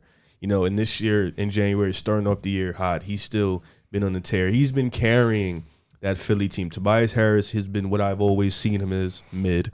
Seth Curry, he's still been that offensive, like you said, defense. He's atrocious. Tyrese Maxey, I'll get into him later, but he's been amazing for this team. Matisse Thybulle, defensively, he's one of the best defenders in the league. But I just think like Joel Embiid has just been carrying this team on offense and defense. He's been doing a lot of the work. I know the Joker gets a lot of love on the other side because he carries that team, but I think Embiid deserves that type of love too because he's been carrying this Philly team in the East. That's fair. Oh, jeez, voice crack. The two things that we haven't talked about yet, Damian Lillard and then Paul George. I mean, I look at the Trailblazers and I say to myself, just Tank, what are you doing this year? You made the playoffs 9 straight years. And you have Anfernee Simons breaking out, Damian Lillard being out. You have something clearly there that Neil O'Shea left behind for them. Mm-hmm. But let him go. That they fired him for reasons I don't exactly know, but it was stuff behind the scenes and his like temperament. But he left Anfernee Simons, and he's looking really, really talented. Like we knew he had talent, but he's showing it like dropping 40 plus or close to 50. And then you have Nasir Little developing. And I'm saying to myself, with this Trailblazers team, even if you rush Dame back while he's dealing with these abdominal issues, because he's been in the playoffs every year of his career. Damian Lillard hasn't missed the playoffs once. He missed it his rookie year. I don't think so. No, he did miss the playoffs. Did he? Yeah. Are you sure about that? Okay, maybe they've been to the playoffs 8 straight seasons, but Dame has missed the playoffs. Right, before. right, Yeah. okay, yeah, because he's been on a consecutive streak. You're right. But I say to myself, like, you know what this team's ceiling, or you know what they are this year, and even if you rush Dame back with his health right now, you still may not get into the playoffs if you lose in the play-in. So I'm like, get a top pick. Their pick's lottery protected to Chicago. It's like, try to get top 10, top 5. God, you know what that means, right? What? We get their pick next year. Yeah, but if they get top 10 pick, ideally move. Like I say to myself, Detroit could use a guard next to Cade that can shoot and like create offense. And Killian Hayes this year, trash. I mean, it's tough because he shouldn't be playing off of Cade. Like he should be having the ball in his hands more to develop. I don't think he's good at playing off of Cade. Killian Should what? had the ball like in the second unit. Like I'm saying, he should play more points because he can't shoot. Because he plays point and it's garbage. It's I mean, the shooting guard stuff's way worse. Way worse. There's no reason how those guys playing together because it's the worst offense, maybe or the worst duo in the backcourt in the NBA. It's Killian, he can't shoot. Cade can shoot, or he's also just lacks aggression, so he doesn't get to the foul line, bad finisher, all that stuff. But I say to myself, like, CJ McCollum to Detroit would be fascinating because he's old and he doesn't fit their timeline, but he elevates Cade and he helps Cade while he's young. And either way, if like Portland throws you a pick and they get Jeremy Grant and you get CJ in a pick, it's interesting to me. So I said to myself, with Portland, Damian Lillard may not play this year. Like, they could send him out the rest of the year, lose a bunch of games, figure out what they have in Anfernee Simons, let Nasir Little develop, and come back next year ready to play, kind of like Golden State in 2020, because that's their only pathway to contention. In order to be a contender, you got to do difficult stuff. This isn't even difficult to me. I think it's a no-brainer. It's something they should do. Joe Cronin, he could secure that job as the interim beyond this year. If ownership buys into what he's trying to do, let Dame sit for a while. We may not see him play again this year. But next year, Portland could be in a CJ much better position. Comes back on Monday. Yeah, collapse line. It's interesting. I think they're going to try to get him to play a little bit and try to deal him because his trade value is so low after a good year last year. It's like, get him on the court. Ideally, he'll play well because he's been having a bad year with the injuries and some stuff off the court. And also, the looming trade rumors hanging over his head every time he plays probably didn't help. So, yeah, try to boost that value. Yeah, before you give your This Week in the NBA, just sit here at an angle because right now you're getting blocked. The camera's not picking you up. So I would just say that. But yeah, then you can give your This Week in the NBA. All right. So my This Week in the NBA, I stumbled across this stat. So Kevin Durant and LeBron James 10 years ago were leading the NBA in scoring. KD was averaging 28 points per game. LeBron was averaging 27. 2012. This was in 2012. We fast forward 10 years now. KD's averaging close to 30 points per game, and LeBron's averaging 29 points per game. Albeit Kevin Durant is coming back from an Achilles injury, and LeBron's 37 years old with a lot of wear and tear and minutes on his body that he's been playing throughout his entire career. So when I saw that, I was very interested, and it kind of put into perspective that like we as like a basketball community, I know like LeBron and KD have their separate fan bases, but in terms of just watching the game, we should appreciate these type of players because these type of players really don't come around that often. You don't really see Kevin Durant every day. You don't really see a LeBron James every day. And the fact that we've been able to see these two amazing careers 10 years and they're still having this probably better productivity than they were when they were much younger is crazy, and it's just a testament to their greatness. So when I saw that, I was taken away by that. This week in the NBA, I actually stumbled upon something that just happened recently. Did you guys hear about Rudy Gobert kind of subbing Donovan Mitchell? Yeah. Kind of called him out. Yeah. So Rudy Gobert said this: I watch some of these other teams like the Suns or Warriors. Those guys are a step ahead of us in terms of winning habits. Devin Booker is playing his ass off defensively. Guys like that, they buy in, and you can tell they take pride in playing defense. What do you think about this? Is it a coincidence that he used Devin Booker's name, and that's somebody that Donovan Mitchell is always compared to because they are shooting guards? That's funny to me. I mean, like, that's just hilarious. How can you sit there and call out somebody who literally last year was playing on a bad ankle? It was giving you 30+ points per game in a playoff series. Like, how can you say that? He averaged 34 last year in a playoff run. How can you say he doesn't give his effort? I don't understand. I will say this. Even though Donovan Mitchell, we know he's the offensive engine of that team, the Jazz have lost 4 in a row to the Raptors, Pistons, Pacers, and Cavs, all by double digits. Donovan Mitchell is averaging 25, 5, and 3, shooting 42% from the field and 34% from 3. So he hasn't been playing awful.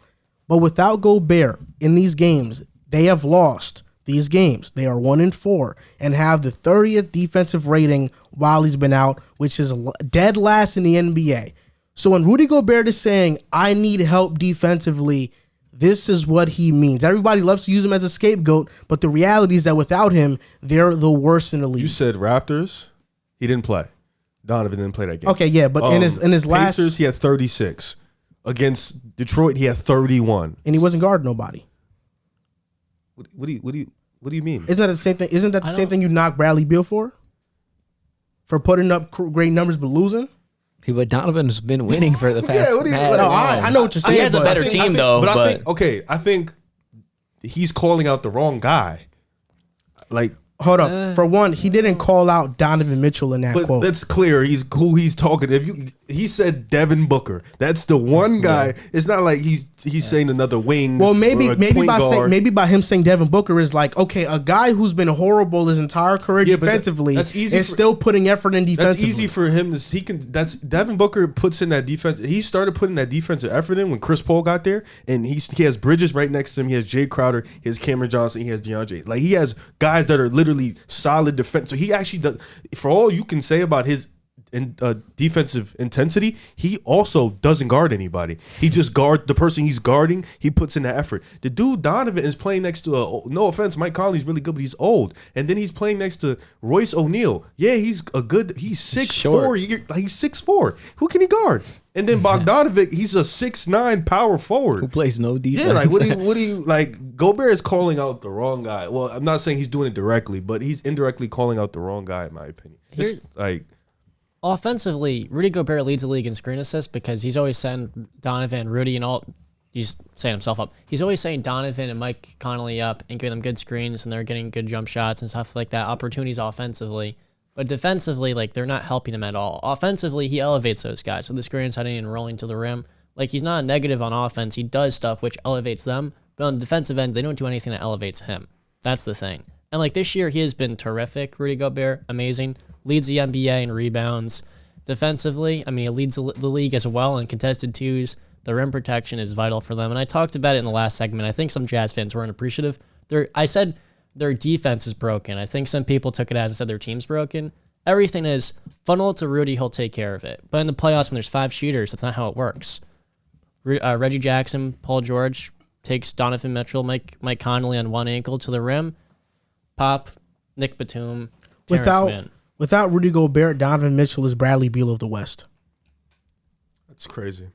It's not crazy. Rudy Gobert is wait, let me ask you, without Donovan Mitchell, what is Rudy Gobert? Yeah, I was about to ask the same thing. Rudy Gobert, Gordon Hayward was doing this stuff as well. Look who you said, Rudy Gobert and what? Gordon Hayward. So like, Gordon Hayward's an all-star that year. So I said, you said without Donovan Mitchell, what is Rudy Gobert doing? Don't add another all-star to aid in Gobert. He's a top 6 center in the NBA. He's a top 3 defender on Donovan Mitchell questionably. is a top 3 5. guard, He's a top 2 5 guard in the shooting league. guard. Yeah. What you're basically telling me is without Easily. what you're telling me is They need without- each other. Without, they need each Yeah. other because without one guy, another guy is Bradley Beal. Okay, but without Donovan Mitchell, what is Rudy Gobert? I think that there are more teams starving for what Rudy Gobert has to offer. He's You the don't think best so? rim protector He's in the, basketball. he's one of the he's if not he's the best. If he's arguably the best defender in basketball. That's Impact wise. I was about to say. I think Draymond's better. He's most- I Draymond think Green's definitely better. Relative to teams, he's Draymond and him are the 2 most valuable defenders to their teams in the NBA. Those 2 guys. Most teams that are in contention have scores like Donovan Mitchell already established on their team, and they just need an anchor defensively. like who? The Nets. Definitely. You the Bulls. They have 3. Yeah, but we have 3. It's not fair to bro. compare us. Yeah. But you guys need an anchor defensively. You don't need a Donovan Mitchell. You need an anchor. We don't know. How about the Hornets? You guys They need are, an you guys anchor. are, wait. The Hornets need an yeah. anchor. You guys are downplaying Donovan. Yeah, way they're too much. going crazy. I'm not downplaying You are Donovan. the best I just said player he's performers Bradley he Beal came of the to the West. How is he Bradley Beal in the West? do you Bradley mean? Beal has That's- never he's a- averaged 30 in a playoff series. Yeah. How in The the difference world is is the he Bradley playoffs. Beal in the Bro, West? He's averaged 30 twice Donovan in the Mitchell's regular been one of the season. best But no, postseason in the performers. playoffs. In the playoffs, he's a superstar though. Like That is the that's thing. what I'm saying. Bro, Like that's you're a fact. downplaying Donovan Mitchell. Look at Donovan Like, he's Mitchell's this playoff dude, stats. like, No, yo, I this know. shit, like, He crazy. makes He his averages race. 29 in the You don't playoffs. disrespect But without him. Gobert, they don't make the playoffs. Without Donovan, I don't think they make the playoffs either, bro. Bro, who's They're gonna handle slow. the scoring last load? year, Donovan Mitchell was hurt for the majority of the season. How many games he And- played? Playoff stats. Look it I'll up. show- Look I'll it show you, up. I'll show you. Look it up. I'll show you. Playoff stats. He Look at how averages many games 29 for In the 2020, Don in his 7 games had 36 a game. So I mean, he's a different. superstar in the playoffs. in the regular different, season, bro. he's a star. In the playoffs, he's a superstar. He In elevates. the regular season, Rudy Gobert brings more value because of how much the defense relies on him. Like, put it this way, they're the top 3, top 1, top 2 defense. Without him, they are the worst in basketball. But That we've shows also his seen him value. get exposed in the playoffs too. It's like, not him. It's not him. It's not that though. it's not him, but we've seen him get run off the He- The court as well. Jazz- The Jazz you know? record last season without Donovan Mitchell was 13-6. Okay, that's fair. That's fair. That's a solid. That's record. a 500 record. What would they do when they walk into the playoffs though? You think they They're not get winning, bro. swept, right? Not swept, but What depends who they play, bro. Depends who they play. I'm like Rudy Who's the Gobert's- A seed in the West right now? Like if they like or whatever. Let's say who what seed are they? The wouldn't- third? They're the 4th. They'll play the now, Grizzlies yeah. right now. Yeah. Oh, they're losing. Without Donovan Mitchell, they're losing. In 4, they lost. Yeah. The one playoff game he didn't play, they lost. Hello. Without Rudy Gobert, they're losing, bro. But that's why. But y'all making You had more of a chance with Donovan Mitchell to win that series than you do without y'all making Rudy this. Gobert. Look at this. You called him Bradley Beal, bro. That was That's- so yeah, that's disrespectful. crazy. Bradley, how is that In the disrespectful? regular season, it's But it's You're just Donovan- being disrespectful to Bradley Beal. No, I'm not. Yes, he's you are. what he is. But Donovan Bradley Mitchell is is on a good. different level because You of the think fact Mitchell's that, on a different level yes, than because Bradley? the in the playoffs he elevates his game to the superstar Look at level. this. Look at bro. this. In the last 3 seasons, the Jazz are 20-14 without Donovan Oh, Mitchell. that's a cool record. The Utah Jazz have a 39-57 record without Rudy Gobert when he's not playing in the last 3 seasons. Bigger sample size, but yeah, it's under 500. We're not saying he's not Big impactful. disparity. Under I just 500. told you without Gobert, the Utah Jazz are. Mitchell's the Bradley Beal of the West, bro. Not gonna can't lie, keep come saying playoff that, time, bro. Donovan Mitchell's the best You're player a above and beyond superstar. that. You're team. li- okay, you're yeah, literally he's a you're literally- superstar you're playoff literally- performer. You're a regular season guy Absolutely. because you're literally missing. I'm not the whole, a regular season, You're but saying it matters to get to the playoffs. How does it matter? no, How it does does not matter, but it also matters. It doesn't like it also matters, but when you get there, guys have to perform. Donovan Mitchell is literally Donovan Mitchell's been performing since his rookie when year, Donovan bro. Mitchell gets there, he's literally their best player. He's their Yes, best he player. is. He's Yeah. like easily their best Yes, player. he So for absolutely you to is. say Yeah. he's the Offensively, no, total. He is the no, best. he's the he is best their player. best player. It's He is. the playoffs, bro. Nobody cares about Since that a rookie. whole. Total. It's Since a like, it's the rookie. playoffs, bro. You're talking about Bradley Beal. Bradley Beal averaged 30 in the regular season, and nobody cared. Nobody cared. He averaged 30 Donovan Mitchell doesn't 31 need last to You do know how that. much he averaged in the Philly series last season in the first round? 22. No, he averaged like 27. How many games they play? 5. Yeah. I think so. That's cute. Yeah. Who are we talking about? Bradley Beal. In the Philly series. How much he? Oh, averaged? right. I'm sorry. I forgot that you Bro, made the I'm not playoffs gonna last lie, year. bro. Nobody cares about the Philly season. They I got mean, packed I up. hate They to didn't say have a it, chance to win. A lot bro. of it at Bradley Beal is empty calories. Like, not empty stats, but it's kind of like you're on a team where it's like all on you. You're Oh, just actually, dropping no, I 30 a lied. game. He averaged 30 in the playoffs against Philly. Oh, that's Last nice. year. What about the year before? He shot 45% from 3, 45% from the field, and 22% from 3. What about the year Yeah. before that? He did the 23. he made the playoffs in 17-18 when John Wall was there. How many averaged? He averaged 23. Year before that. He averaged 25. Year before that, 23. Oh, so he's that type of guy. Well, for his playoff career, he averaged 23. He didn't break out until Donovan Mitchell, 3 his seasons. rookie year, he walked in, he was that. He What won are a you saying? series his I rookie year. understand what you're saying. Bro, he won a playoff series against Yeah, Westbrook, yeah, Melo, bro. and Paul Yeah. George's rookie year, bro. And they didn't win that because of Rudy Bro, Gobert. I They know, really I know didn't. Mitchell is a superstar player in the playoffs. I'm not Let me denying ask you a question. that. What series have they won because of Rudy Gobert? I can't really They certainly say it off didn't the win top of my head. Against OKC in 20. That was what good. year? Time out, Riv. I mean, every time Russell Westbrook went to the rims, looking behind him because Rudy Gobert was Donovan riding Mitchell his was tail. going crazy in that series. Russell was awful and like going to the rim. You know what stuff I can? like that I because can Rudy- also. I can. You know, say people always talk about Rudy Gobert getting exposed in the playoffs. I didn't say that. I can He name got you. fried by Jokic. I can. Talking about he everybody didn't get gets fried by Jokic. Everybody You gets said fried that by you Jokic. said that he That's could slow Jokic. Jokic down. I remember that I thought he take. could. He's supposed to be He this got guy. fried. That's the series that they lost probably because of him. I know mean, a he series. didn't Donovan got in 37. It wasn't his fault they lost. I know a series that the Jazz lost because of Mitchell Oh, versus the Houston. Rockets in the second round. He Which played year though? His rookie year? trash. His rookie year? Nah, second season. You notice how he played trash and they lost in 5, He right? played trash. And they lost in Yeah, 5. he did play trash. trash. He did And play they lost in bad. 5, right? He was getting locked by Eric Gordon. And they bro. lost in Nah, 5, PJ right? Tucker- Locked by Gordon. But that's my point. And they Stop lost in playing, 5, bro. right? They lost in 5. I'm just saying. But Gobert, nobody thought the Jazz was gonna win that series No, but look, anyway, this is my bro. thing. Donovan Mitchell gets locked. The offense is dead. They lose in 5 games. 5 games. 5 games. Mr. Bradley Beal, he can put up 30. They lost in 5 games. It doesn't matter what he does, bro. It doesn't matter what he does. I mean, they Well, were the you wanna know you why? gotta put Wait, context. hold on. You gotta I'm put a saying little he's bit not of that type of context player. because You the wanna Wizards know were the why- 8th seed, bro. They were going against Philly, who was a much better team. You gotta put a little bit of Well, context. you want to in know that, why though. Bradley Beal? Philly. You want to know why Bradley Beal got Philly packed killed up? them. Because he didn't have a guy like Rudy Gobert behind him anchoring the He had a defense. point Not guard only that that, helped him not average only 30. that. Bro, you want me to read Russell Westbrook splits in the Hold up, playoffs? can I say But he something? had a point guard that helped him average 30. Bro, You've said that. Mike in the regular Conley's better season. than Russell Westbrook right now, bro. But I'm Stop saying, the you cap. said in the regular season, you've said it. When people mean, play it's with not Westbrook, hard. they have their Westbrook. career years, Bro, correct? you want Paul me to George has done it. name Bradley you Beal. Russell No, but I'm Westbrook saying, did stats you in the not playoffs? say that? Name me. I though? want to hear him. Go Okay, ahead. I mean, I no, wanna we hear know him. he's not good in the In, playoffs. in I just 2019, wanna where he hear had that this bad good. series, a lot of it was Ricky Rubio. Now that's Mike Conley. No Boyan. No Jordan Clarkson. You talk about his rookie year? No, the year he lost to Houston in 5 games. Okay. You know, Rubio turned into much better guard. And so Okay, on. look, Russell Westbrook versus Philly last year in the first round averaged 19, That was 10, and 12. he averaged 20 the regular season. Guess what? Okay, he shot 33% from the He field. shot 33% from the field and 25% from three. What is he supposed to shoot? That's what he was the last 4 What do you years. mean? What he's supposed to shoot? That's horrible for any That's player. what Westbrook was the last 4 seasons in the playoffs. So what were you going to expect? I'm just saying. You told me that I'm supposed to expect more out of Bradley Beal and the Wizards, and they should win because he has a Bradley point guard Beal like went to Westbrook. 6 with the Clippers without Mike Conley. No, Donovan Mitchell. You said. I mean, Bradley Beal. pardon me, Donovan Mitchell went to 6 without Mike Conley. He had Gobert still though. He had a But I'm saying 45-point game. Without Mike Conley, without Mike Conley. Yes, but the Wizards. Wizards team was On a bad literally ankle. just Beal Hey. and Westbrook last year. No, I bro. understand that. I trust me. They're I trash. perfectly get it. But you just read me Bradley Beal's playoff numbers. He's never been on the stratosphere of Donovan Mitchell when it comes to the playoffs. No. So for He's you never to been on a team as good as Mitchell's. And since he's ascended to this, he hasn't. What's the farthest I mean, down yeah, Bradley it's Beal's just made? facts. This is the second round, right? With Second John round, Wall. yeah. That's John the farthest. that I was think. that was a pretty good team. that was a very underrated team. That was a but very still good not, team. He it's averaged still not 25 that level, though.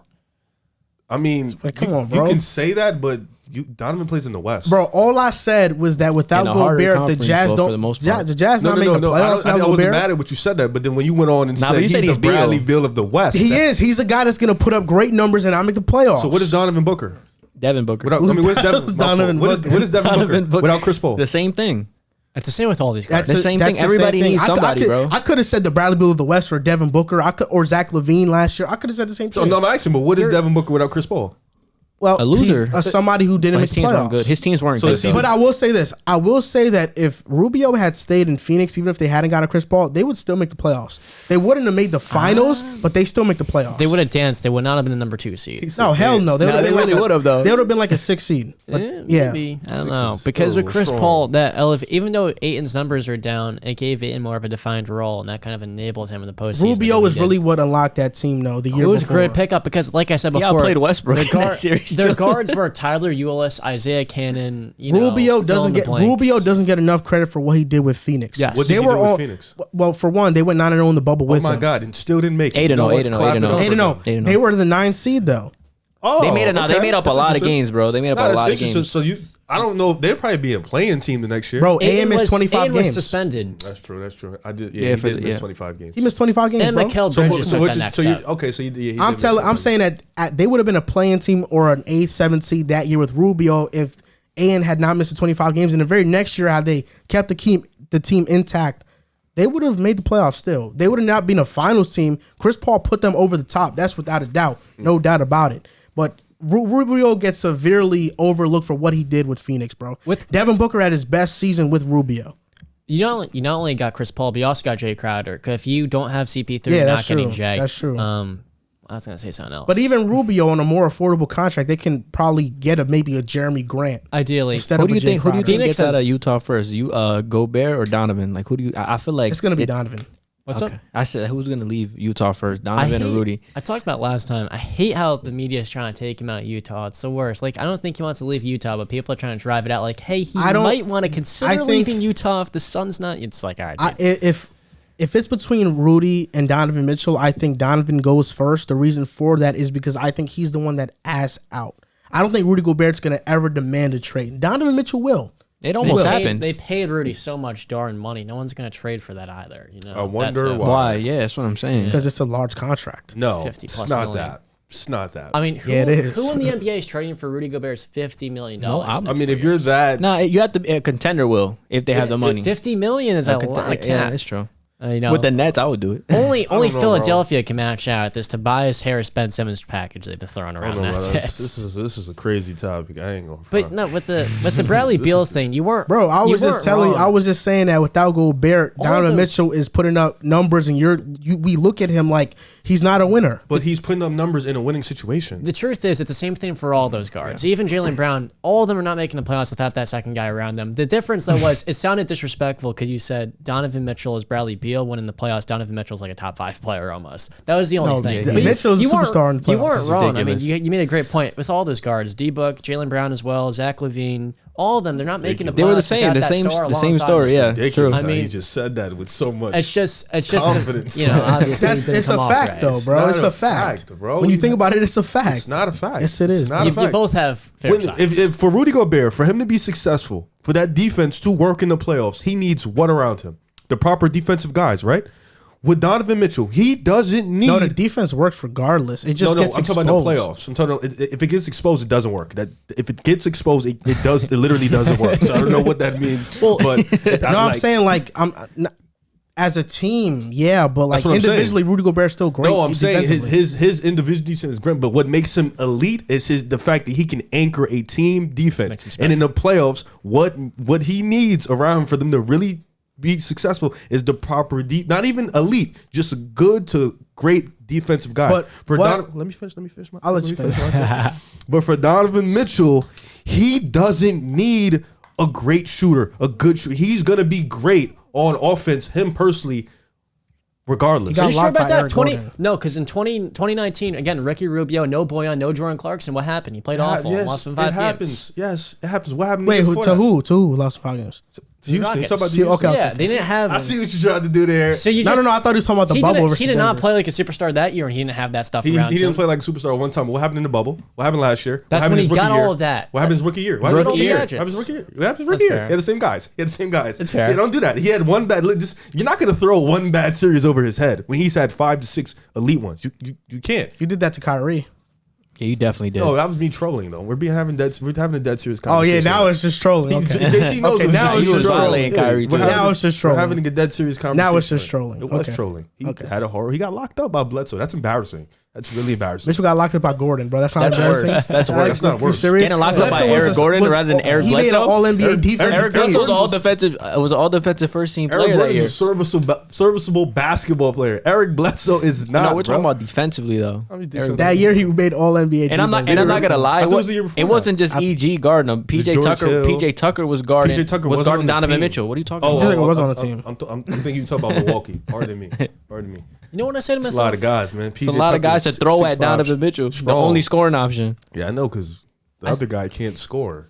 I say to myself, Utah right now, Jazz fans probably won't like this. They could really use some Jay Crowder that they sent off in the Mike Conley trade. That'd be awesome for them. Having Jay Crowder. It'd be much better than having big. Royce O'Neal. That'd be big time. Y'all gotta stop disrespecting Royce. Royce O'Neal is a good defender. Yeah, bro. but no, 6'4". Bro, Jay It's Crowder's better than him. It's the size thing. Like, Jay Crowder's better than him. 4 inches Even with taller. his size, though, he's still a great defender. Yeah, but Tony Allen was 6'4". You're not Oh going my to God, now use you're talking about Tony Allen. Yeah, nah, You're he just blew trying to my- act like height is the end all be all, Nah, bro. But Tony Allen's Tony Allen's one of the best defenders ever, bro. Hold on. Did you watch Royce O'Neal on defense last year?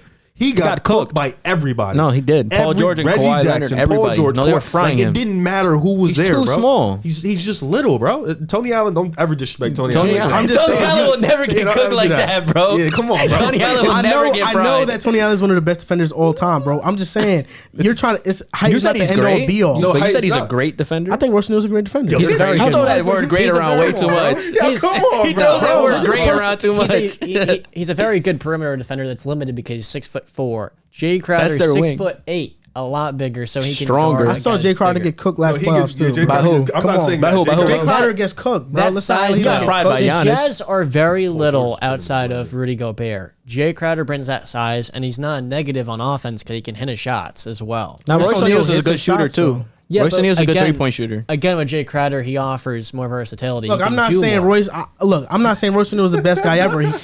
He's if we're talking. Oh my Royce gosh, O'Neal. you're lucky Cap was on it. I know that if there's one guy getting replaced on that team in the starting lineup, it's Royce O'Neal. He's the biggest liability there in terms of he's the worst one in the starting lineup. Conley, Mitchell are solids. They're going to stay. Bogdanovich's going to stay. Gobert's a mainstay. Even Bogdanovich, if they trade him for like a Jeremy Grant, okay, I understand that. But like, we know Royce O'Neal's the worst player in that starting lineup, but he's still their best perimeter defender in that starting lineup. He's the worst player out the top 7. He's worse than Jordan Clarkson. Joe Ingles, you could debate that. Like it's not Joe just Ingles. It's Joe Don't Ingles. disrespect Go Ingles, ahead, you say Joe. Joe Ingles. What did Joe do to your boy PG? I can't speak because of how bad he sauced him up. Like Joe Ingles was dead ass locking Kawhi, bro. what? Last playoffs. You didn't see that? Kawhi averaged No, boy. Kawhi had No, it was autopilot mode. Boyan Bogdanovic. yeah. No, Kawhi- Boyan was no. locking Kawhi. Kawhi had autopilot mode on those first 2 games. He was kind of just He out was just there. looking. He was just overseeing chilling. the site. But That's He all. was just chilling. you said success. I mean, what is success? They've made it to the second round of the playoffs, bro. Like, if we're talking about getting to the finals, then yeah, they need an extra player. But if we're just talking about successful, I mean, they've been successful. They just haven't taken the next step. They've been injured almost every single playoff series, though. That is I can get true. into this again. Their defense is just flawed because when you're playing a team of 5 shooters, Yeah, but I'm it's a trying to talk nightmare. back to this D. Mitchell Yeah. and this Gobert thing, bro. They've been hurt. Look, Donovan Mitchell is the best scorer on the team. I think he is Clearly. the best player. But Gobert, if he's not there, bro, the Jazz are not a good team. They're They're not a good valid. team. Listen. In a regular season, if we look at it from a regular season perspective, yes, Gobert is probably the most important on the team, probably the most impactful. But when we walk in and times get tough and we go into the playoffs and it's time for war, I don't like if Donovan Mitchell. How do you get into the playoffs, though? No, that's what I'm saying. Regular season, yeah, like Gobert. Okay, then I can But agree with D-Mitch you. isn't a slouch in the regular season either. Yeah, like, but D-Mitch we is a haven't, good regular season to be player. fair, though, we haven't seen Utah with just Mitchell and no Gobert in the playoffs yet. So we don't know. Well, we've never seen just Gobert, No, we have. Game 1. if you and they lost. Yeah. Oh, But Memphis is a surprise Oh, team in yeah, the NBA this yeah. year. if you want to toss in the advanced numbers, the Jazz this year in their pace with Rudy Gobert, they're winning an extra 29 games. With his point differential, an extra 15 points per 100, 29 games. Let's say the Jazz this year win 55. Subtract 55 by 29. You guys are probably better at math than I am, but that's not making the playoffs. Or maybe it could squeeze in as an 8 seed if it was a very bad Eastern Conference. Last year, No, there's 26 games. Yeah, they're not making the playoffs. yeah, with 26 that's why wins. I can't do math. stinky. Last year, 28 points, 28 wins as well. You take away 28 wins from last year, they're roughly 60 win pace. That's 32 wins. You know, it's not really getting them into the playoffs. So I just Donovan- think you took it Donovan, on the personally other because hand- we already you know we're not fans of Bradley Beal on this show, so that's why. with Donovan's little bit advanced personally. numbers, they are a lot worse, but it's also a little bit different because of the lineups and stuff like that. It gets a little bit. I just think murkier. you're disrespectful. What did I say? Disrespectful. Like I think you just forget like when players like these, like players like shooting guards and stuff like 6'1" shooting guard. that you think size matters for him. Well, on defense, he could probably Well, help what him a what did little bit. Shaq say on Inside the NBA? Days he can't be D Wade or he'll never be You think Like, he'll you never think be he that could be guy. D-Wade? There's not many people that can be D-Wade. Well, you think really hard. Do you think Mitchell can be the first option on the championship team? He can be your best player on the championship team. That's a tough question. I know, maybe. Felt like last year was their best chance. I know. I can tell you one thing. Rudy Gobert can't. I know he can. And Bradley Beal damn sure can't. I can tell you that. So, I know. so what you saying? I'm not. I never What you saying? I'm saying they in the same tier. Who? Mitchell Yo, and Beal. bro. They not in the same tier. Yo, like I think Mitchell's better, but they're definitely in the Hold same up. tier, bro. What if you replace Donovan Mitchell or Jalen Yeah, Brown? no. What if you replace those Let's two? ask the better question. What are you- Let's take out Donovan and Mitchell. put Let's Bradley plug Beal? in Bradley Beal. Where are They they're do the same thing. Bro. I'm saying so? very similar play What? styles. wow. If Bradley Yo, Beal, if you oh my trade God. Mitchell for Bradley Beal, the Utah Jazz still aren't the fourth seed No. in the In the Western Conference. playoffs, they do what they do the same thing. They don't beat Memphis in the first round. No, they beat Memphis probably. They might get Clippers might beat them in 5, bro. 5 games. Like 5 games. You want to let's plug Bradley Beal just averaged 30 last year versus. Yo, I think if Donovan Mitchell's on this Wizards team, I think they would slightly be better than what they are right now. Yeah, with Bradley but Beal. that Wizards team's probably not making the playoffs with just Donovan. But again, if you put Jalen Well, Brown no. and Utah, what happens with Utah and Jalen Brown? Think about that. More size, 6'6". Nah, I think Jalen Brown's a Nah. tick below Mitchell. But defensively, though, in the playoffs, you're not getting totally exposed because he can guard well one-on-one. Very well. Defensively, I guess is a little better, but I don't know. When it A comes little to bit better? scoring, A though, little it's the scoring production, the A little playoffs. bit? No, they get Come on, okay. come They on, get don't better. do but- that. Jalen Brown's Don't a do better that. defender, but my goodness, Scoring do we production? forget the offensive output That's what I'm saying. Mitchell puts I mean, out? Jalen Brown, people are saying it's better than Jason Tatum after he was having some big-time games this year as well. They've He been can saying that score for a at high while. level. It's not true. I mean, no, I'm not. I don't You agree. said that. You said I Brown's don't better than agree. Tatum. What I said you can debate it. I didn't say he was better. What's wrong with you? Nah, I'm bugging. Nah, but bro, I mean, we gonna see. I mean, I Jalen think Brown. Sorry. I think Mitchell is better than Bradley Beal. There hasn't been a series, and I just looked it up. There hasn't been a series Where outside Donovan of, Mitchell wasn't the outside best of player. Houston, outside of Houston, Houston has locked him up twice. Outside of Houston, he's never averaged under 28 points per game, and he's averaged 30 twice.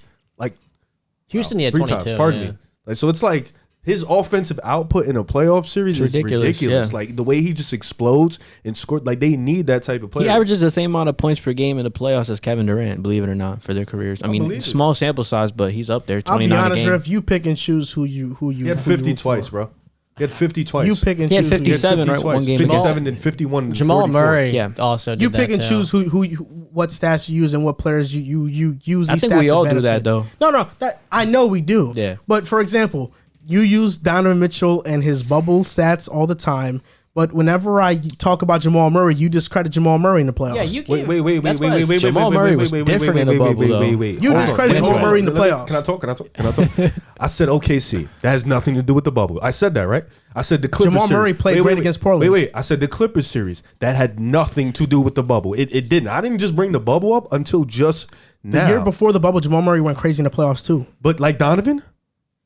Yeah. Similarly, hell yeah. Hell yeah. I mean, in that Jamal Murray went in that crazy. bubble playoff series, they pretty much matched each other in that series. I think they both had 50-point games as well. Jamal Murray was Jamal is filthy. another level, and you're basically alluding to your last episode that Klay Thompson would be better for the Warriors than Jamal Murray. He would. What do you mean? Did you see what? Wait, what? No, in terms of like value, What are you saying? like without Klay Thompson, the Warriors are already very, very good. He'd be one of their 5 most valuable or reliable guys. So at the you're end of saying the game. if you plug in Jamal Murray for Clay? Jamal Murray has made That's the not what I'm playoffs. saying. Wait, hold on. I'm saying- Jamal Murray has made the playoffs twice, and in those, like in a combined thing, the first Yes. run he averaged 21 points a game. The first run, 14 games. In the second run, he averaged in the bubble. I think that was he averaged 26 points a game. So even then, his output isn't Donovan Mitchell. Well, hold on. Before you go, John. Okay, we're using the first 2 playoff appearances. Donovan Mitchell's first 2 playoff appearances, he averaged 24 and 21. He didn't average 36 and 32 until these last 2. He only made the playoffs twice. If we're I'm talking, using all his playoff about runs. Murray's first 2 playoff appearances versus Mitchell's, Murray's are better, bro. You can't do that. Yeah, though. yeah. Why can't I? Because Yeah, I'm just using all his playoff. I'm using all his Did playoffs. Murray win in the first? That was the year they went to 7 with Portland, right? With Portland, and they could have won. And they the lost. First of all, because you have to look at it like this too. Murray's been to the WCF, bro. Wait, hold on. Averaged because 26 to I get see what there. you tried to do. Came back 3-1 against your guy. Look. Murray's third Talking about. year was the year he made the playoffs, and then his 4th year was the year he made Yeah, the playoffs. we're not gonna forget about what Jokic did though. So It's not Jokic just- is Jokic dog. was You the know, best like, player. what you mean? Jokic was ridiculous. And they lost to Portland. I know they lost Poland. So what are you talking about? CJ McCollum went crazy. Game 7. Yeah, so what CJ. you talking about? They lost. Hold up. Jamal Murray was 21 years old and Jokic was 23. Jokic in 2020 was probably 80% of what he is now. Better scoring jumped up 6 points, better efficiency, way more dynamic, better passer, better decision maker. He's a floor better defender, better rebounder. I could go on. You know what the Joker is, bro. All I said was that you're praising Mitchell like crazy, which he deserves it because he's been amazing in the playoffs. Yet you discredit Murray every chance you get when you talk about Murray. Well, use your context. Has Murray been an All-Star in the regular season? You said regular season. He doesn't need to be with you. Hold on. I want to use what he says. You have raved about how the regular season is very important. So let's go by it. In the regular season, has Murray been an All-Star? He's been close to one. No. I didn't ask you that. He has hasn't, Murray bro. been an All-Star? He hasn't been an All-Star. Has he played? He was supposed to make it before he tore his ACL, though. Oh. He was on pace to make it last year. Yeah. So let's not act like that he wasn't. But and Murray's came into the league younger than Mitchell. Mitchell came in, I think, at 21. 21. Jamal was like 18, so it's going to be a little hard to. But they played about the same amount of master season. timelines. Yeah, but Murray has put up numbers 10, 17, 18, 19, 21. Donovan Mitchell has put up 20, 25, 26, 26. So it's like they're on a different level, bro. But in the What if playoffs, Donovan was playing with Jokic, and beyond that, Jamal is a better defender, better perimeter defender than Donovan as well. Wait, if Donovan was playing with Jokic, Yeah. they'd be much better. No, I'm saying the point per game scoring. I'm saying like the scoring. Like he still would not think be Donovan averaging could- 26 alongside wouldn't Jokic. He could give you 24. Because the ball would be in his 25. hands much less. He wouldn't be like a focal point of an NBA offense. It'd be Jokic who you playing off ball more, which would help get him more efficient than what he is now. But I mean, like he's not going to have that's as many true. I opportunities. don't think Mitchell's the primary ball handler. In He's Denver. probably getting 22, 23 a game in Denver, which is two. That's more than Murray's No, ever I don't know. done. I don't know. points, Look, you know? look. With all due respect, I think Mitchell still gives the same offensive output. Yeah, that's what I'm saying. All I'm saying to you is that if you're gonna gloat about Donovan Mitchell in the playoffs, you better do the same thing for Jamal Murray because he's been flat out amazing in the playoffs. That's all I'm telling you. Because you always love to knock Jamal Murray, bro. You know you do. He was 22 and he put up 27 a game. All right, let's see. Against the Clippers in that series, he averaged 23. That's good. Who? Jamal Murray. Okay. That's good. That's Bradley Beal numbers. That's cool. It's cute. You know, against 20. That's Donovan Mitchell numbers, bro. What you No, talking about? it's not. It's really Regular season is not. No, Yeah, I'm talking about the playoffs. Oh, okay. Yeah. Yeah, that's Donovan Mitchell rookie. First year in the playoff numbers, bro. He averaged 29 against the Thunder. What's What he wrong do with next you? round? Yeah, you're talking He about laid an egg. Listen, Has Jamal Murray ever laid an egg in the playoffs? I'm about to He find hasn't. out. I'm Nah, about he to find hasn't. out. He hasn't. Against the Lakers, 25 points. That's cool. No, that's Bro averaged interesting. 25. Like, That's good. what? Against He's a Utah when he superstar. had his breakout 32 points a game. He averaged 32. Then he dropped to 25 to 20. You know, listen. Bro, but still, At he 23, dropped to you 25. expect- Like, at come on. 23, he only dropped to averaged 25. 32. Let's At He 23. averaged Holy. 32 against your guy. Bro.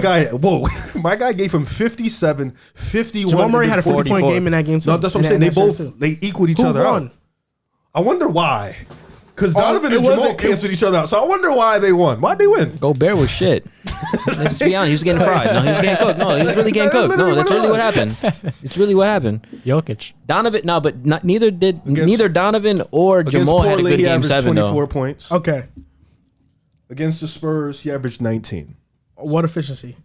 Now you want to ask efficiency. No, I just want to know. 45, 33, 74 split. That's So it not wasn't bad. good. That's It wasn't not good. bad. Solid. That's his first Solid. playoff series. That's true. I mean, Donovan's for. I'm not even going to Yo, get into honestly, that. bro, Donovan's better Yeah, in the he's regular crazy, season bro. and in the playoffs. Yeah, He's just I'm better just than saying, him. give Jamal Murray that same respect. I think you guys like the way I just named those numbers. I think you guys remember like the bubble was probably his best run. The first year was like good. That's because they made the WCF. Yeah, the first year was good. You got a little sneak peek, like, all right, this guy could be something different. And then that when he played Donovan Mitchell, and you saw him going toe for he toe with cooked him. Donovan Mitchell. I don't know about all that, but you saw him He going. averaged 32. The other guy averaged 30 back. So He it's not 36. even- He averaged it's not- 36. It's not a cook. They went at They it. cooked each other. But who But played? he cooked Y'all them. told me Donovan don't play D and Jamal plays D. That's what y'all Well, told me. I don't- That's what I y'all have told to- me. He had to. That's what he told me. That's what he Donovan told me. had to drop a bunch of buckets because Mike Conley was not there, and now there was Boyan. So like, who else? So is who's go- guarding Donovan? Denver's best defenders, right? Probably like Jeremy Grant or like those. He was No, all they over. were- He was, they coming, were. he was all over. He was Yeah. doing a lot of different stuff. Nobody could stop him. He was giving them sauce, right? Who's guarding Jamal? Royce Probably O'Neal? Royce O'Neal. Yeah. Yes. He's a good defender. He's a good defender. He's good. Yo, he always says Good. great, yo. He's gonna say great. Great. He got It's fried. not the same, man. Nah, bro, I'm just saying, give Jamal Murray his respect. He's a Jamal- superstar in the playoffs. He's a superstar in the playoffs. Let's not cap. One run series. One run doesn't make One you a series. superstar. One. We've He only was seen him superstar for average- 3 series in that entire playoff run, bro. We've only seen him in the playoffs twice. That's what I'm saying. 2 years. So I it's feel like like when he it's got to hurt, be determined. Donovan Donovan messed it Mitchell's up. been a superstar. But I mean, last time he saw me is awesome. So we'll see when he comes back next year. I mean, this year he'll get some time. I mean, he help on was the tongue. coming out of the bubble. He was kind of underwhelming in the regular season, to be honest with you. No, Like, he- I was expecting him to put like 24 a game. The bro was averaging You like expected 20. that? I don't. After the bubble run, I He still did. had a career high. I and think in the everything. regular season, Nah, he should have. I thought he was going to step up to like 24 a game. Me I know he too, but was. it was like 20 a game. But it was Jokic the one who stepped up because Jokic averaged 19, then he up to 25. I think in the regular 26. season he's going to be a 21, 22 guy. But like just so we're all clear, he's not better than Donovan in the regular season or in the playoffs, right? not even I close. never not. said that. He's not I even just close. said I just said Rip No, I'm put just saying just so we're respect on clear. Jamal yeah, that's what Murray. you said though. That's what you said. Okay. I know fair. Mitchell's better. I'm not gonna say It's he's not close. It's not Yeah, no. virtually close at all. So on to the next topic. We spent some time on this one. James Harden, after the Nets beat the Bulls, said we're that good. Now, JC, you're the We Nets cooked fan. y'all boys. You're the Nets fan on this show. So was this a statement win for the Nets? And Riv, your Bulls got cooked. So I want to hear what you Why is and he JC mad? got to say about this game. I mean, in my opinion, it was absolutely a statement game. I mean, I was going through Twitter all day. I saw all these Bulls fans saying, "I can't wait to play the Nets. Can't wait to play the Nets at 10 o'clock. We're gonna cook the Nets." Blah blah blah. Okay, I want to give a little bit of. I want to be fair because the first 2 games that the Nets played the Bulls, we were coming off a back to back. They were coming off a back to back. So maybe that was part of the reason why they struggled or whatever. I'm not sure, but I mean, it definitely was a statement win when you can go into Chicago, a team who's number 1 in the East, and in the third quarter outscored them 39-19, and then basically toy with them the rest of the game. The Nets were really just toying with them. But I mean, at this point, I mean, that just goes to show you with the big 3 on the court, they can beat anybody. And we haven't really seen them on the court at the same time much in the regular season.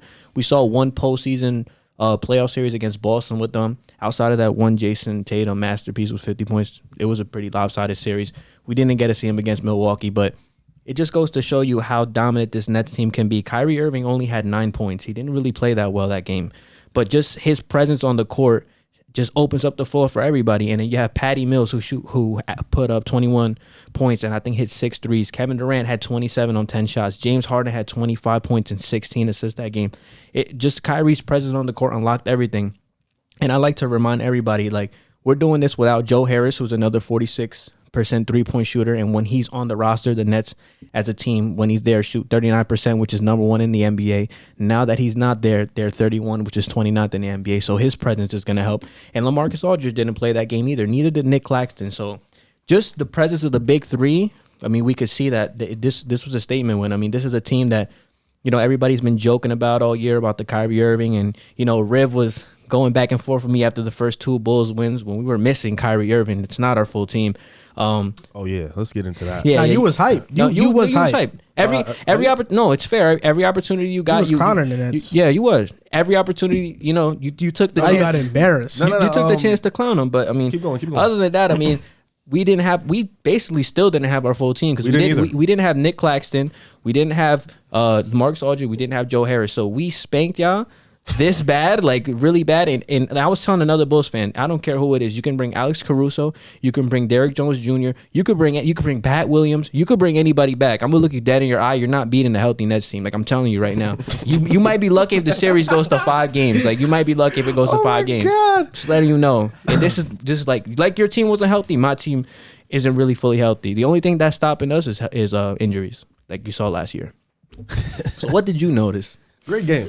Brooklyn, it was 71-71. That shit was ass. No, I said great game for the Nets. You wouldn't understand these type of games. I understand you're at the Wow. bottom of the seed. Blowouts?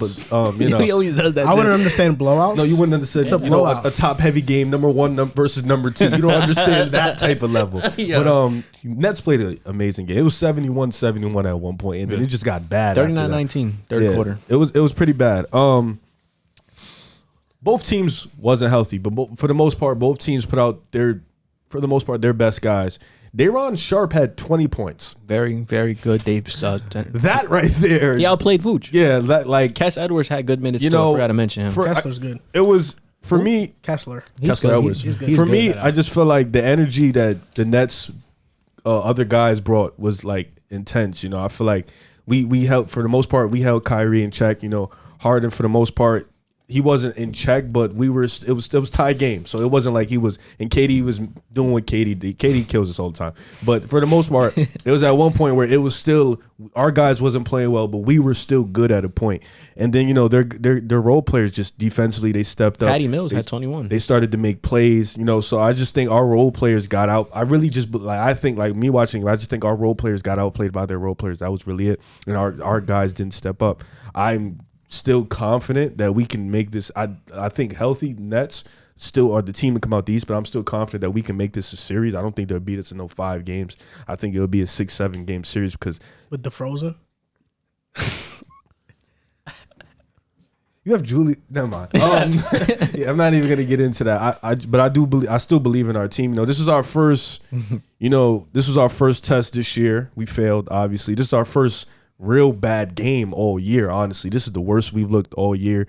Granted, he gives us the back-to-back excuse. I'm not taking that back-to-back excuse. Everybody plays back-to-backs. The first 2 games we played against you, we came off back-to-back. Yeah, it's a part of the league. Everybody doesn't. DeMar even said it. That's not an excuse. So, I'm not going to use that as an excuse. There is no excuse. We just played bad. Their role players came to play. They stepped up, and they whooped us in our home. But, I'm still confident in the team. I hope the next game is in Brooklyn. I think we're done. I think our regular season series is done. You guys got the tiebreaker because you won the first 2. I still am confident in this team, though. I think for the most part, our big 3, and they're like Vooch has to step up. What's going on for shooting? I don't understand. I feel like Vooch doesn't have a role, bro. No, he does. What's his role? He's just missing all these shots. Because he shot 40% from 3 last year. Picking pops. Bro, he misses open shots. He misses so many, and he hasn't gotten better. I don't understand. His role is simple.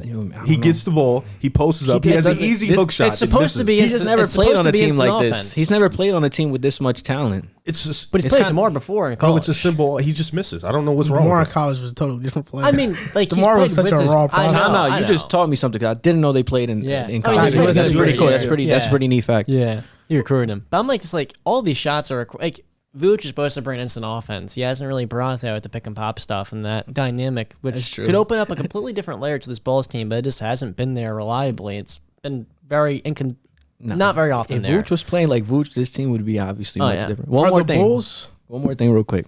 You saw DeAndre Bembry locking up Zach LaVine and DeMar DeRozan those couple possessions? He's from Jersey. I told you he's a good defender, bro. He's from Jersey. Shout out Bembry. He didn't get cooked. Last 2 games, he got cooked. Stop doing that. What are you talking about? Game 1 and game 2. But wait, we're not talking. But did you see his defense, though? Oh, yeah, but I'm saying don't do that. Was his defense good? Yeah, it was good. He said they should cut him.